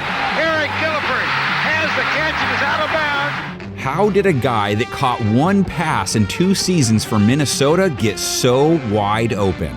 Eric Gulliford from 45. Fawad Revez has kicked it home. Overtime Monday Night Football year 2000. Brett Favre, Antonio Freeman. You can guess what the exchanges between fans were like after an ending like this. Or did he make the catch at the 15? Yes. What are they going to rule it? He caught it? Touchdown. He did what? The first decade of the new millennium bore plenty of good old-fashioned animosity between the two teams, much of it thanks to Mr. Straight Cash, homie. Y'all can put that in y'all's book. I told you and I told you. Touchdown. Randy Moss's arrival in Minnesota definitely amped things up. Throw it up above his head. They can't jump with me. Golly. His bravado, not to mention skill, made it easy to dislike him if you were a cheesehead. Randy Moss is in for a touchdown. Especially when he fake moons you at the hallowed grounds of Lambeau Field in their very first ever playoff clash. As he shoots the moon to the fans here in Green Bay. That is a disgusting act by Randy Moss. That moment, as provoking as it was, might pale in comparison to the day in 2009 the city of Green Bay found out about Minnesota's new quarterback. It couldn't be, right? The rivalry would never be the same. It's just like a knife in your back, it's hard to take. If any other team, we were fine with the Jets, but not the Vikings, and hard to swallow. Seeing him in purple, that one hurt me. I'm going, gee, did it have to be Minnesota? Brett Favre, dressed in purple, how could he? After I didn't go back to the Packers, I wanted to play for anyone who would play the Packers. Minnesota played them twice. For the 33rd time, Brett Favre, a part of Vikings-Packers, but for the first time, he's in purple. Favre faced his former team for the first time in Minnesota. He throws 3 touchdowns, no INTs, and walked out with the W. I thought after the first game, all right, okay, butterflies are gone. I've kind of gotten back to reality. When I go to Lambeau, it's going to be easy. Wrong. My recollection of the day he came back was, uh-oh. He wasn't bothered much by the whispers of traitor passing through the stands.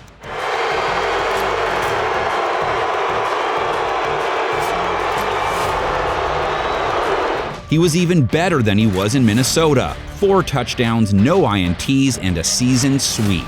The ultimate nightmare for a Packer fan.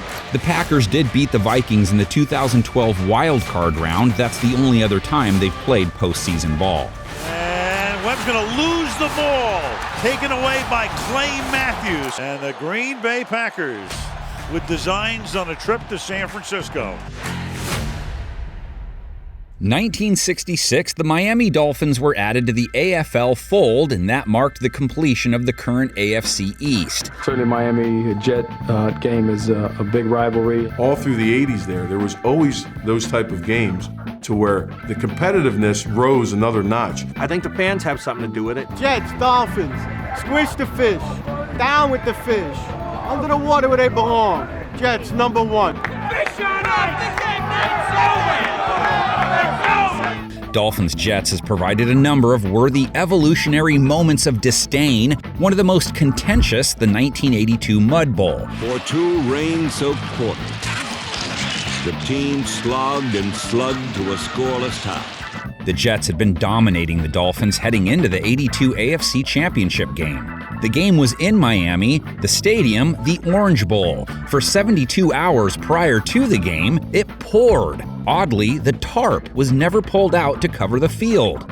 The game featured 9 turnovers, the Dolphins won, and went on to the Super Bowl. At the line of scrimmage, it's going to be run in for a touchdown. So what was the deal with the tarp? For the rest of his life, Jets head coach Walt Michaels believed it was not an oversight. He claimed Dolphins head coach Don Shula purposely had it left off to neutralize New York's superior team speed. The result was an emotional victory that would take the team to Pasadena. The 1983 draft has always been a sore spot for the Jets when it comes to the Finns, not because of anything they did wrong. New York Jets. The Jets take as their first-round selection quarterback Ken O'Brien of California Davis. But when you take Ken O'Brien, a good quarterback, and leave Dan Marino to Miami... Dan Marino, maybe the best throwing quarterback in the history of the National Football League, was there to be taken in a year that the Jets were going to take a quarterback, and they chose not to, rubbing salt in the wounds the Miami Dolphins did. It stings when he turns around and lights you up over and over and over again. Marino will throw it. He pops it. It is caught for a touchdown. Marino threw more TD passes against the Jets than any other team in his career. Duper down there. He's got it for a touchdown. One coming on one of the greatest trick plays in history. Jets leading at 24-21. I believe Marino is saying I'm going to spike it. It just so happens that year Bernie Kosar came to our team as a backup, and he always had this idea of using this fake spike play, and he never got to use it in Cleveland. And actually the last drive, he mentioned like, hey, this might be a time we want to use this. We are seeing another spectacular effort by Marino, who fires. Touchdown!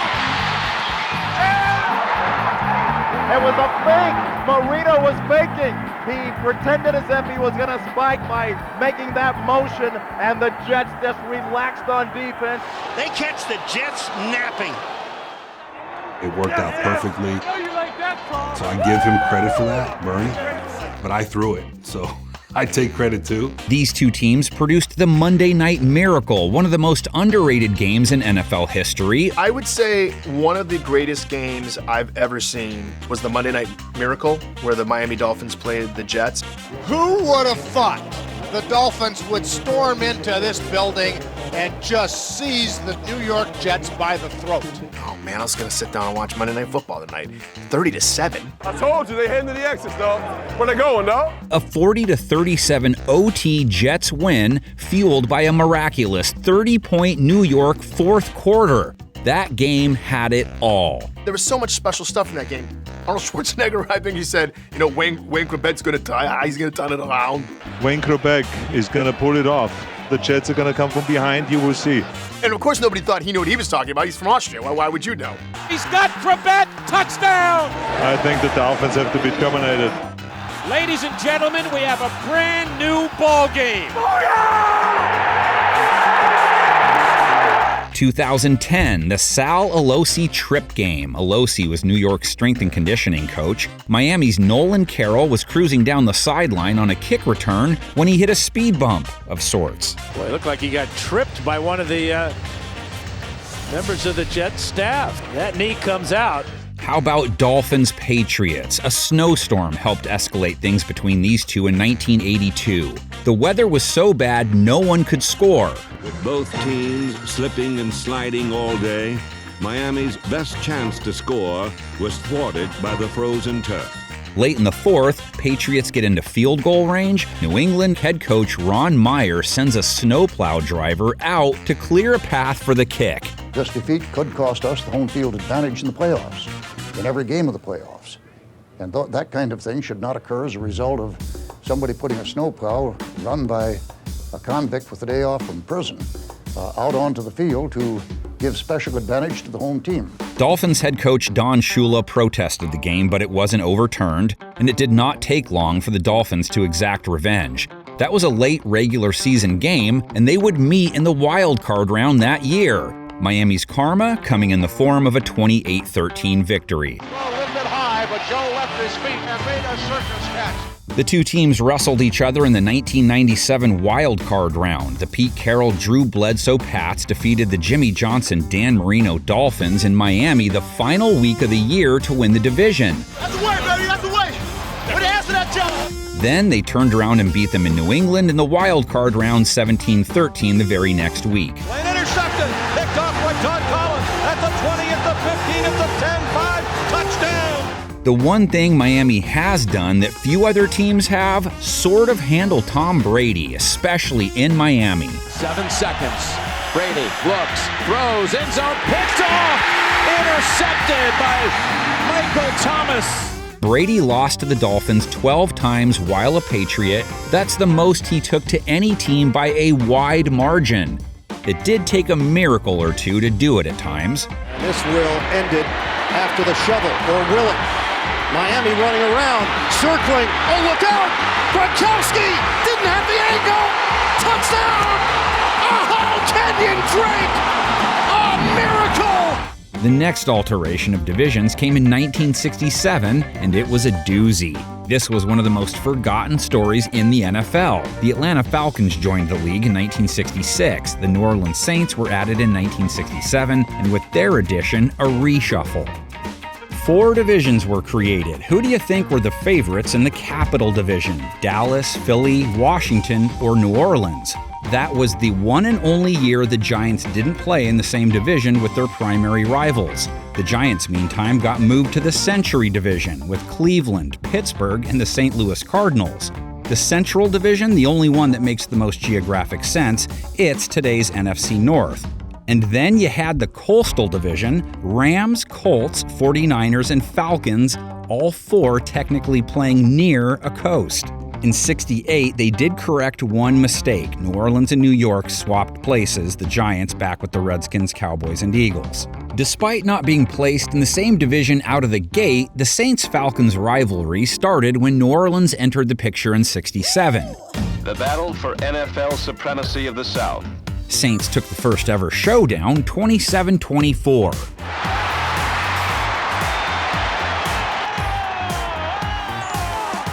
These two also gave us an all-time underrated gem, the New Orleans Miracle or Double Hail Mary game, 1978. Falcons pull off what should have been one of the greatest Hail Mary plays ever, but the ref called it incomplete.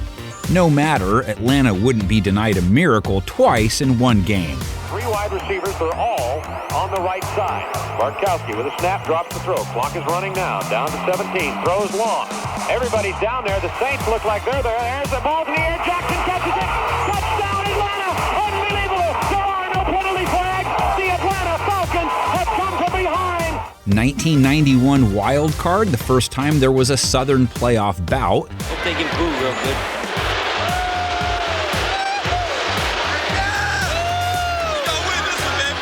Chris Miller to Michael Haynes led the Falcons to a 27-20 victory. Over the years, the two have faced off in plenty of exciting, meaningful games, but this rivalry may have more to do with each team's fans. Who dat, Dirty Birds, it's more than just football with them. We're settling in for an old-fashioned Saints-Falcons game, aren't we?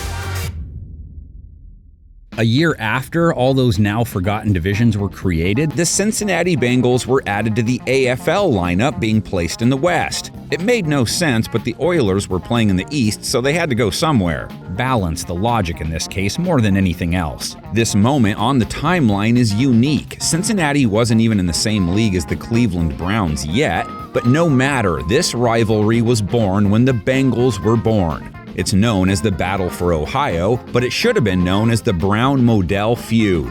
Both teams were founded by Paul Brown. He's as big a football legend in Ohio as there is. The game's greatest coach and the grandest guy in the world, Paul Brown. Hello. Art Modell bought the team in 1961, and he fired Brown 2 years later.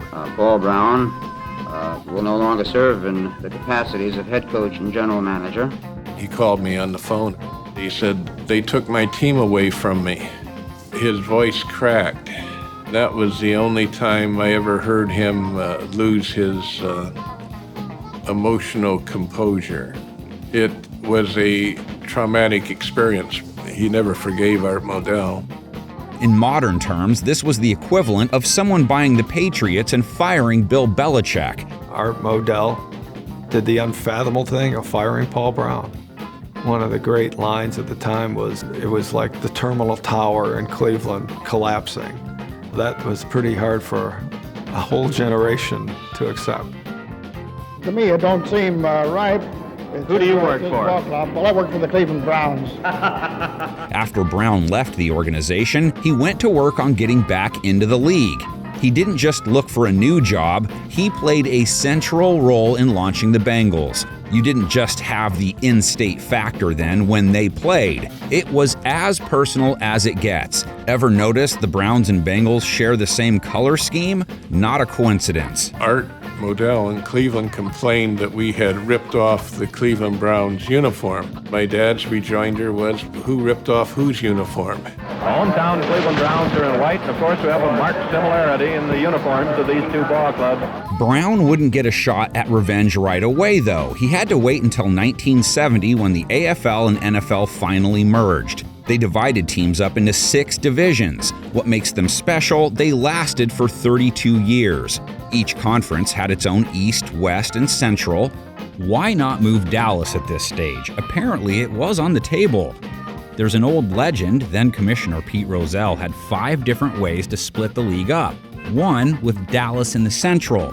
As the story goes, his secretary selected the plan they'd use from a hat. The new pairings created some unusual rivalries that no longer exist, like the Oilers-Steelers, for example.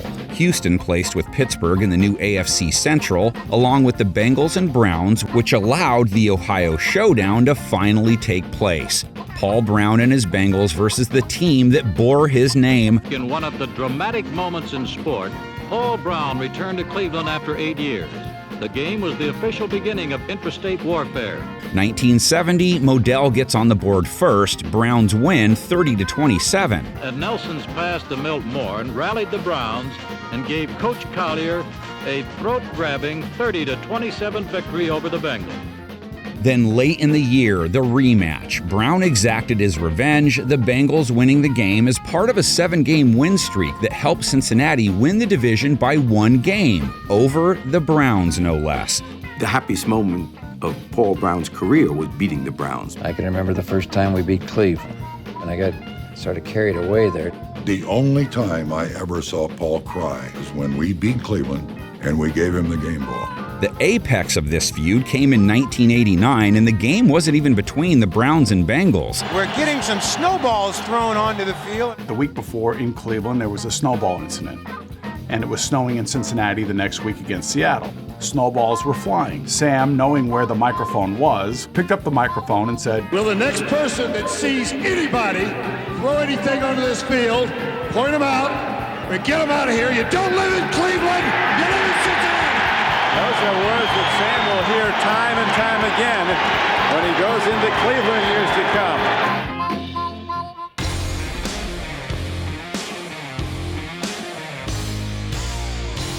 Cincinnati-Pittsburgh may not have started with too many fireworks, but it morphed into one of the fiercer feuds the league has seen. Bad blood has been the recurring theme of this Pittsburgh-Cincinnati matchup in recent years. Look at that. Look at midfield here. Jeremy Hill's about to take on 4 Steelers. Steelers beat the Bengals the first time they played them, 21-10 in 1970. The rookie had his second touchdown of the evening, while the Steelers had a thrilling come-from-behind victory over Cincinnati. The two missed each other's windows of excellence, though. When Pittsburgh dominated in the 70s, the Bengals were down. When Cincinnati rose to prominence in the 80s, the Steelers faded. Yeah, come on, Kenny! Right there, right there! Bengals quarterback Ken Anderson had plenty of success versus Pittsburgh, but he also took plenty of bruising hits. Older Bengals fans will never forget the 1983 game when Pittsburgh's Keith Gary sent Anderson to the sidelines on one of the most brutal face masks you'll ever see. Down goes Anderson. Flags it down. He might have got his hand on the face mask. I think he did. There it is. Fast forward to the 2000s, both teams playing at a high level. We hate the Bengals! 2005, Bengals win a high-scoring regular season game in Pittsburgh. After the game, Bengals wide receiver T.J. Houshmandzadeh mocked Steelers fans by wiping his shoes with their beloved terrible towel. Let me get a towel. Let me get a towel. I need to shine my shoe. Then the two end up meeting in the playoffs, the Bengals hosting Pittsburgh. Cincinnati had the lead and a feeling they could finally exorcise some Pittsburgh demons, but it wasn't to be. Carson Palmer is down. Carson Palmer is wriggling around. Timo von Oelhoffen put the hit on Carson Palmer. And now he's going to toss it back to Roethlisberger. Touchdown. Wide open down the field. It's Wilson, and the Steelers have a double-digit lead. Steelers head coach Bill Cowher didn't hesitate to pour salt on the wound either. When I say who did, you say we did. The next match point, and it would prove to be a major one, the arrival of Vontaze Burfict in 2012 in Cincinnati. Did I say bitter rivalry? 98 is Vince Williams of the Steelers, who tweeted at Vontaze Burfict. Burfict said, "Why wait? You know where to find me." They found each other at midfield today. Burfict did not care what anyone thought about his style of play. Steelers fans and Antonio Brown getting a front row seat to that style in their 2015 playoff matchup. To Vontaze Burfict, and yes. Oh my goodness. 2017, time for some payback. Steelers wide receiver Juju Smith-Schuster letting Burfict know they had not forgotten. For Pittsburgh Steelers fans, this is the ultimate poetic justice. Public enemy number one, Vontaze Burfict. The 1970 merger also gave birth to Pittsburgh-Oakland. They were both the cream of the AFC 70s crop, played each other 5 straight years in the playoffs. The first of those meetings remembered forever by the immaculate reception. Bradshaw running out of the pocket, looking for somebody to throw to, fires it downfield. And there's a collision. It's caught out of the air. The ball is pulled in by Franco Harris. Harris is going for a touchdown for Pittsburgh. Absolutely unbelievable. Holy moly. Back now to the new 1970 alignment, AFC West, the same 4 teams that make it up today. The AFC East, what it is today, plus the Baltimore Colts. They stayed in Baltimore through 1983, but played along with the AFC East teams even after their move to Indianapolis. And it was after they made their move that Colts-Patriots was truly born. Peyton Manning, Tom Brady. Some argue they are the top QBs to ever play the game. For our generation, greatest rivalry of all time. No matter where you rank them, anytime they faced each other, it was football gold. You got 2 of the greatest, most recognizable celebrity quarterbacks of all time going against one another. Hey, bud. Hey, guy. How you doing, man? How you feeling? Good luck, dude. Hanging in there. Hanging in there. Good, yeah. They come into the league almost at the same time, so they're the height of their powers at the same era. The Colts are world champions! Brady beat Manning 11-6 overall in their careers. It's game time! Let's go! New England beat Indianapolis 8 times in the 12 contests the 2 QBs were involved in. Brady's first ever start was one of those dozen. TB12 getting on the board first against Manning. Because it was the first memory that Colts fans have of Tom Brady, that's the incubation of this rivalry. The two met 3 times in the playoffs in Colts-Patriots uniforms. Brady and company winning in 2003 and 4. The Patriots hold this offensive juggernaut to 3 points. Before the Sheriff took them down in 2006. NFC side now. NFC Central, same 4 as the current grouping.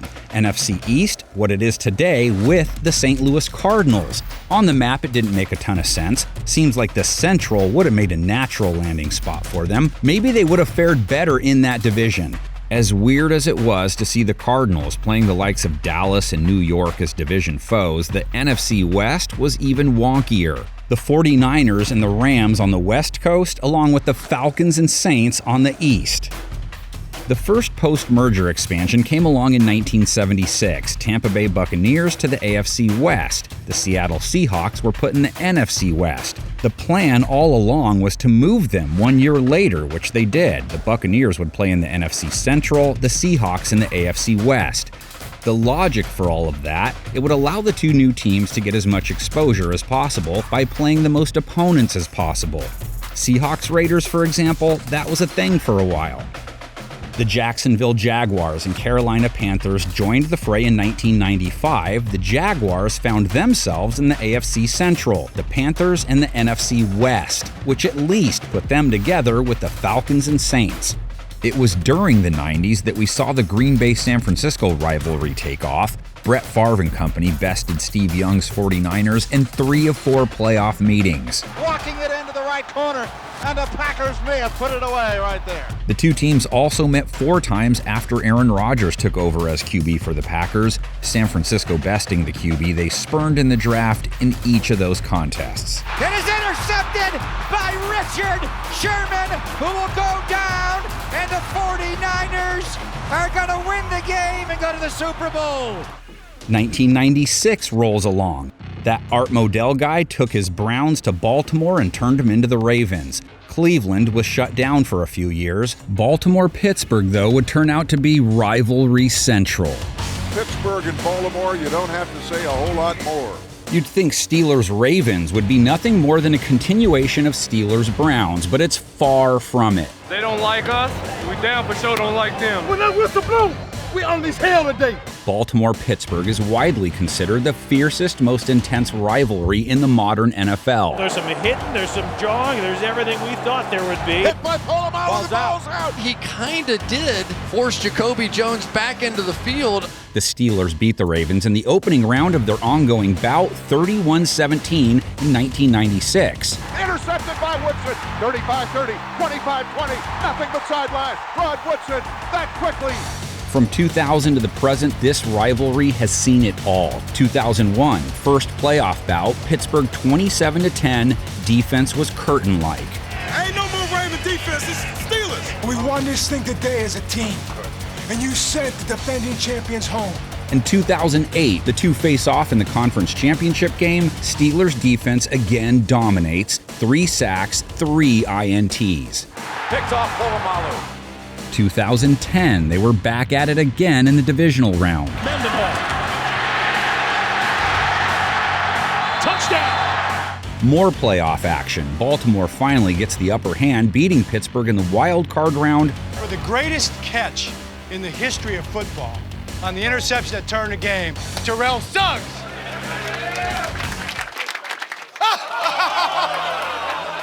Hi, everybody. Welcome to Cleveland Browns Stadium. The dress rehearsals are over. The wait is over. What a scene here at Cleveland Stadium. Fireworks going off. This crowd is just going crazy. Cleveland was back up and running in 1999. Hey, we know what it's all about. It's about winning. Let's go win our 3. 1, 2, 3. Which meant we had more bad blood in the AFC Central. That's what we worked for since March. This is your chance to do something special. Let's light this place up. No one wanted to beat the Ravens more than the city of Cleveland. Cleveland Brown time, not the old Browns, the new Browns. Want an ex-Brown team, want a Brown team now?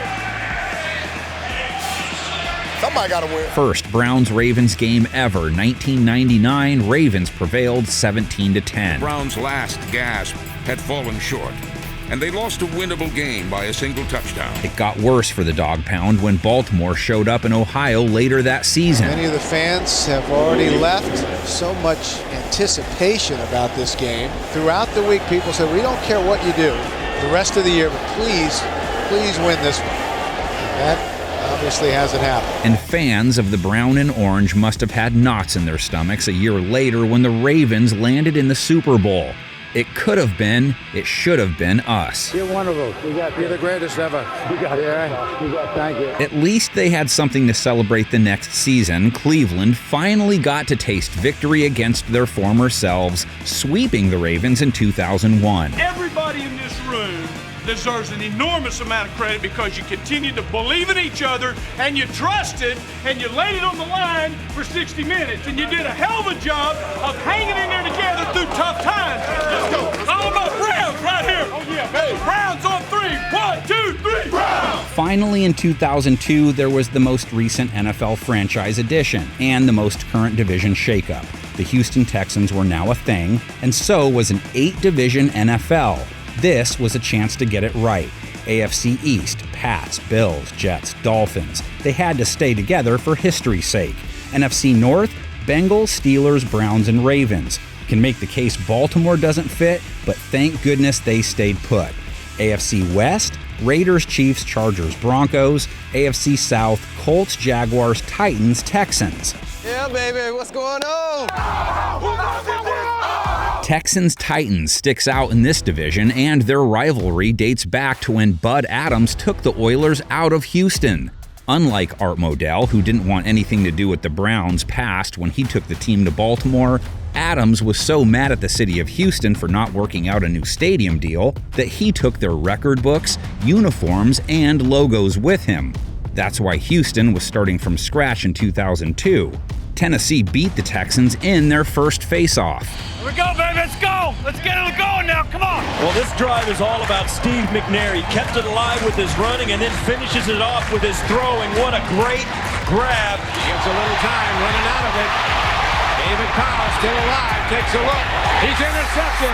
And that'll be the game. Houston has asked for permission to use the old Houston Oilers look for throwback purposes. Tennessee's ownership hasn't just denied those requests, they themselves have worn the Oilers logo a number of times over the years. The rivalry also counts one of the most intense on-field fights as its own. Andre Johnson and Cortland Finnegan going at it in 2010. Flags come down. Oh, there's punching now. Yeah, Finnegan and Andre Johnson going after it. We asked Matt Schaub about the matchup. He said it's always like a street fight when you take on Tennessee. You have to be willing to bloody your nose against them. The new alignment also allowed Titans and Jaguars fans a reason to dislike each other. The feud took off in 1999. Both teams had Super Bowl aspirations, and they both made it to the 1999 Conference Championship game. Touchdown, Titans! The matchup came with allegations of playbook theft, and then after Tennessee won the game, which was played in Jacksonville, Titans head coach Jeff Fisher referred to Jaguar Stadium as one of Tennessee's secondary homes. Game on then. The Jags win the AFC South. The Jags have a home game in the NFL playoffs. How good is that? Now to the NFC East, Cowboys-Giants, Eagles, Commanders. Geography says once again the Cowboys don't fit. History books say they do. NFC North, Bears, Vikings, Packers, Lions, no shocker there. NFC South, Saints, Panthers, Buccaneers, and Falcons. It's been hard for Tampa Bay to really develop a hatred for any one team due to the divisional bouncing around they've had to do. Their current alignment has allowed them to build some rivalry history with all three of their interdivision foes, Panthers fans in the same boat on some level. NFC West, 49ers, Seahawks, Rams, and Cardinals. The wild NFC West has provided some of the best rivalry treats in recent years. This is our house! This is our arena! Today, baby! Today, we're on gladiators, man! We gotta play like it! 49ers Seahawks has cooked up some of the better modern beef. 2011, Pete Carroll, Jim Harbaugh, not fans of each other stemming from their college days. Now they meet on an even bigger stage. Harbaugh draws first blood. Let's go, baby! Let's go! 49ers thump Seattle when the first two met. Hey, game off the coach. Who's got it better than us? No! Carroll lost his first 3 NFL head-to-head contests to Harbaugh before finally getting on the board in his 4th try, a Seattle blowout. Thank you, coach, man. Thank you. I've been telling you for a long time, you ain't done nothing yet. You did something tonight. That game was the tipping point in the rivalry, and Seattle's dominant West run would follow. Part of that run was the Richard Sherman-Michael Crabtree playoff game in 2013. Fires near side, going for the end zone. Ball is coming after it. Is it picked up? Is it picked up? It is! It's picked up in the end zone! Richard Sherman tips it! Malcolm Smith picks it off in the end zone! Intended in the far corner! The Seahawks are gonna run this baby down! Sherman making the game-saving play against Crabtree and then endearing himself to Niner Empire. Well, I'm the best corner in the game. When you try me with a sorry receiver like Crabtree, that's the result you're gonna get. 2018, Sherman pulls the unthinkable. The face of Seattle's Legion of Boom signs with its arch enemy. Yeah. That look ugly on you. Seattle-San Francisco faced each other for a second time in the playoffs when they met in 2022. Control what we control. This is what we wanted, so let's take advantage of this. Let's turn it up. Give me everything you got today, man. Play for your brother today. All out effort. The 49ers evening things up on that front. Touchdown! San Francisco! Pretty good. You're pretty good. Good game. Good game, man. Good job, man. Go win that thing.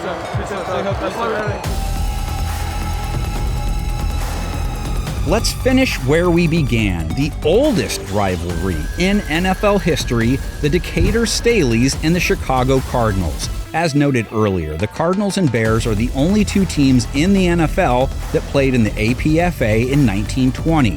That was the NFL's first season. Cardinals won the first ever contest between the two 7-6, but the Bears, throughout history, firmly ahead in the win-loss column in what we'll call the birth status rivalry.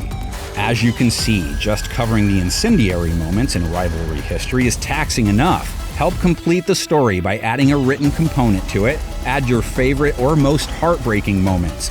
Add rivalries left out. Favorite one-on-one rivalries. Maybe that's another chapter of NFL Explained, right? Tonight. All I need is for every man to do his mother job.